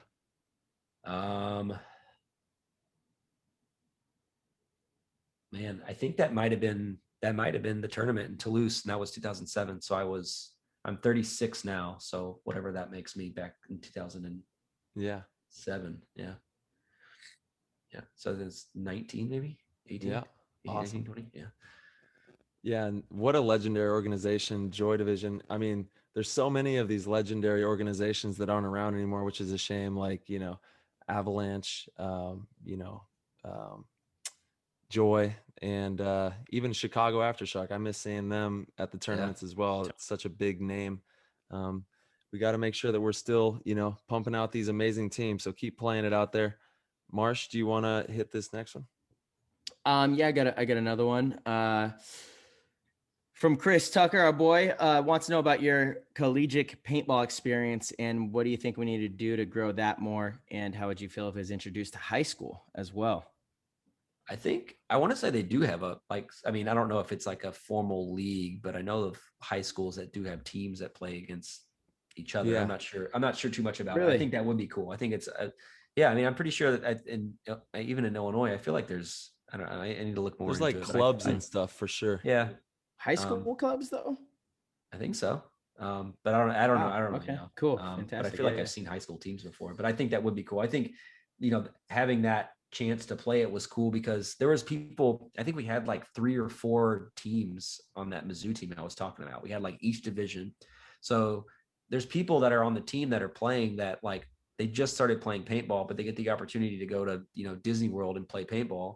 And it was just cool. Like it was just fun for them to go play. So I think that was really neat. I mean, these universities, they've got the money to burn to like sponsor some of these clubs, you know what I mean? So I think, I also am not sure like if when I did it was at the peak of college paintball as far as like getting your your school to help you out with certain like funding and things like that. I'm not really sure. Like I felt like it was pretty big back then, and I haven't really seen it necessarily. I feel like it's gotten a little bit bigger, but maybe not like exponentially bigger. So I'm not sure what's really been like holding that back, because it seems like even the past few years they used to do the NCPA nationals, and maybe they just didn't do that because of COVID. I don't know. It seems like I haven't seen it in a little bit, but I definitely think it's a great thing. I mean, it's cool, and it's also cool to just have like school rivalries. You know what I mean? It's not like Dynasty Infamous. It's like freaking University of Missouri versus DePaul University or something. It's cool. Yeah, super cool. I know. I love watching those college games. They go at it. Yeah, it's fun, and it's gotten a lot more competitive. I think when I did it, there wasn't many. There was I remember Aaron Tholey played on whatever school he went to. Pat Roberts played for like the Iowa team. There was like one pro guy or even D1, D2 guy on some of these teams. And recently it's been like, I think that's how actually like Ryan Hall kind of got noticed, like more so was, I think he played on the A&M team, I think, but I remember him doing really well when they played. I'm pretty sure I'm not making that up, but I think that's kind of like what got kind of him like noticed by more people too, which is cool to see. Yeah. Hopefully that continues to grow, and we get more schools playing that college ball. It's, it's super fun for these kids to be able to, like you said, when you went to college, it kind of almost took you out of paintball a little bit, but having it in-house, you found out that they had a college paintball team, and it brought you back into the game. And, you were able to win some world championships because of that opportunity moving forward after that. Yeah, right. If that wasn't there, I don't know if I would have gotten back into the game. Like, honestly, Yeah. So, because it kind of led, slippery slope. Yep, so. Exactly. All right, so we got another one from from Rounder 11. When is Drew's rap album coming out? Back Center Man. He would download it immediately, he says. I don't know. I kind of thought about making another song, but I got to really think about the lyrics. I remember when I made that, it was like before World Cup. And I think it goes back to one of those, like just trying to create good vibes in the team. So I was at home, it was just some random day, and I sat there and I like wrote out these lyrics. I remember I recorded it a few times on my computer and got it right. And I was like, all right, I'm gonna send this out on Team Chat. And it's just kind of silent for like a couple minutes. And everyone's like, what in the, what I just watched, dude? I haven't heard about this, nor have I seen this. Where can I find man. What? It's on YouTube. So search Back Center Man. Back Center Man. Okay, everybody out there, Back go Center Man Paintball. Search Back Center Man Paintball. Yeah, there you go. Legendary rap from yours truly. Yeah, Callie posted it on the infamous YouTube like years later. Yeah, I think I did it back in like 2014 or something. That's so awesome. it's still live. Back Center Man on YouTube, right? Yeah, it's still live. And Ronnie put it in one of his D's on Docs a few years ago. He was like, "Come sing it." So it was we were out at CFP, and it was like me, Ronnie, and Fedorov trying to sing it, but in his like Russian accent. It's That sounds awesome, dude. Yeah, please bless us with another song. That would be the best. We just, like I said, we need more content, more fun stuff. Let's get another paintball song going for sure. What was Bear's like rap album about paintball? I feel like he had a couple songs there too. Yep. Yep. I don't know. Burger God something, chain blang. Yeah. Fuego. That's Yeah. what that is. Fuego. Oh yeah, he had the red Gatorade song. Yeah, Red Gatorade. Yeah, Red Gatorade. That's right. Red Gatorade was hilarious. He was on Oh, my stage goodness. singing to thousands of kids, dude. Like tens of thousands. There's like so many people there. I don't. Yeah. It's insane. He was Red Gatorade. That's unreal. That's unreal. Awesome. Yeah. All right, right, I think man. the last question that we have from our Discord group. Huge shout out to all of you for supporting us and getting these awesome questions on here for the guests.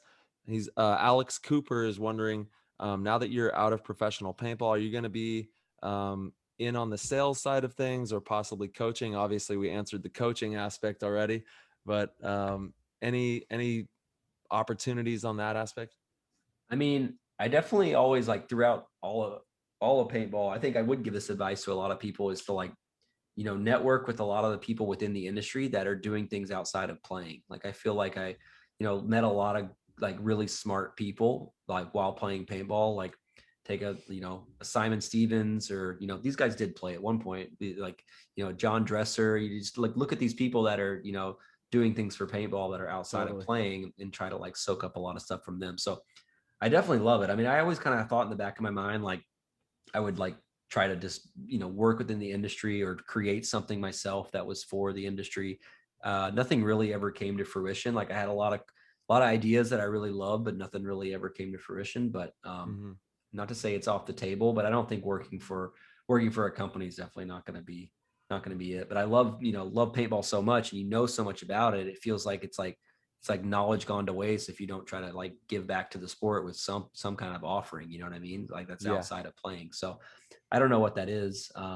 There's definitely lots of fun ideas. And I don't think there's ever like any shame with like just sharing it with people that would actually know how to execute it. Like there's no like pride and like, if you have something that you think would make the sport better, like I'm not trying to hoard it for myself. It's like, have a gun idea, like ask Simon Stevens, like, hey, is this possible? And like, oh, actually, we tried so-and-so, but this and that. It's not like you're like, oh, I have this great idea and I'm not going to tell anybody, you know what I mean? Yeah. So he's trying to share this and learn from all these people. I think it's a great opportunity because you get access to people that are high up in these companies that you might not have access to do or have access to meet with other things outside of paintball, but you have that opportunity because you're at the same tournaments consistently with these people. So try to, network outside of your team and learn skills outside of playing from a lot of these other people, so, cause I know a lot of stuff. Absolutely. Yeah. That's such valuable insight, dude. Cause you're right. Without paintball, we wouldn't rub shoulders with a ton of the people that we're able to conversate with and bounce ideas off of. Yep. All right. I have one more just in regards to your eating and your, like when you would play paintball, what does a full day of eating look like at a practice or at an event?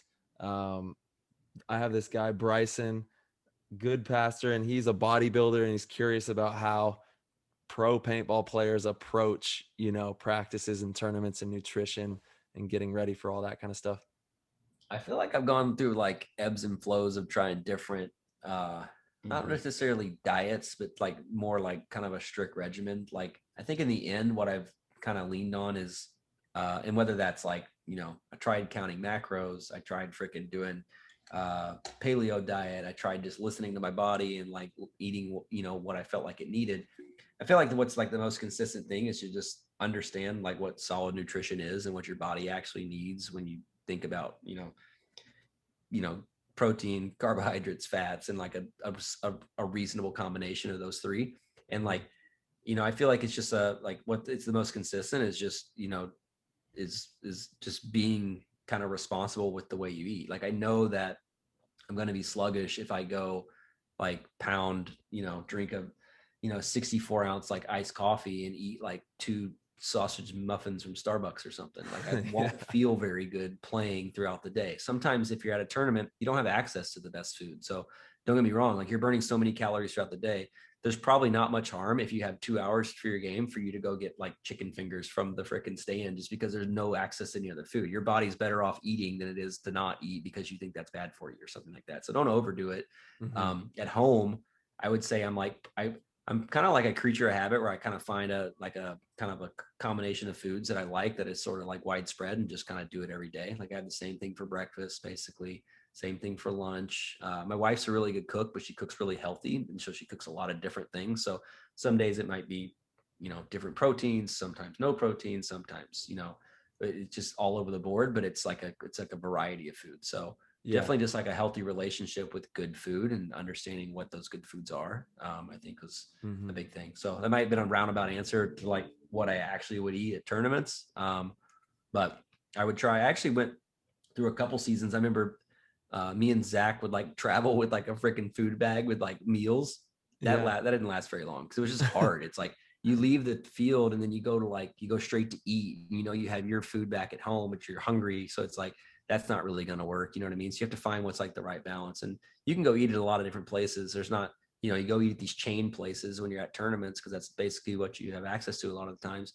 There's still healthy options. You know what I mean? You can ask for, certain things, but you're also burning so many calories at these events and all day that, you want to make sure that you have enough in your body to go the mile. You know what I mean? And that doesn't mean just loading up at dinner. You want to make sure that you're like eating breakfast, eating throughout the day, eating at dinner. If you just load up at dinner and you go the whole next day, it's like, your body, that's fuel for your body. And that's going to be just as important as a lot of other things when you play, you know what I mean? So, oh man.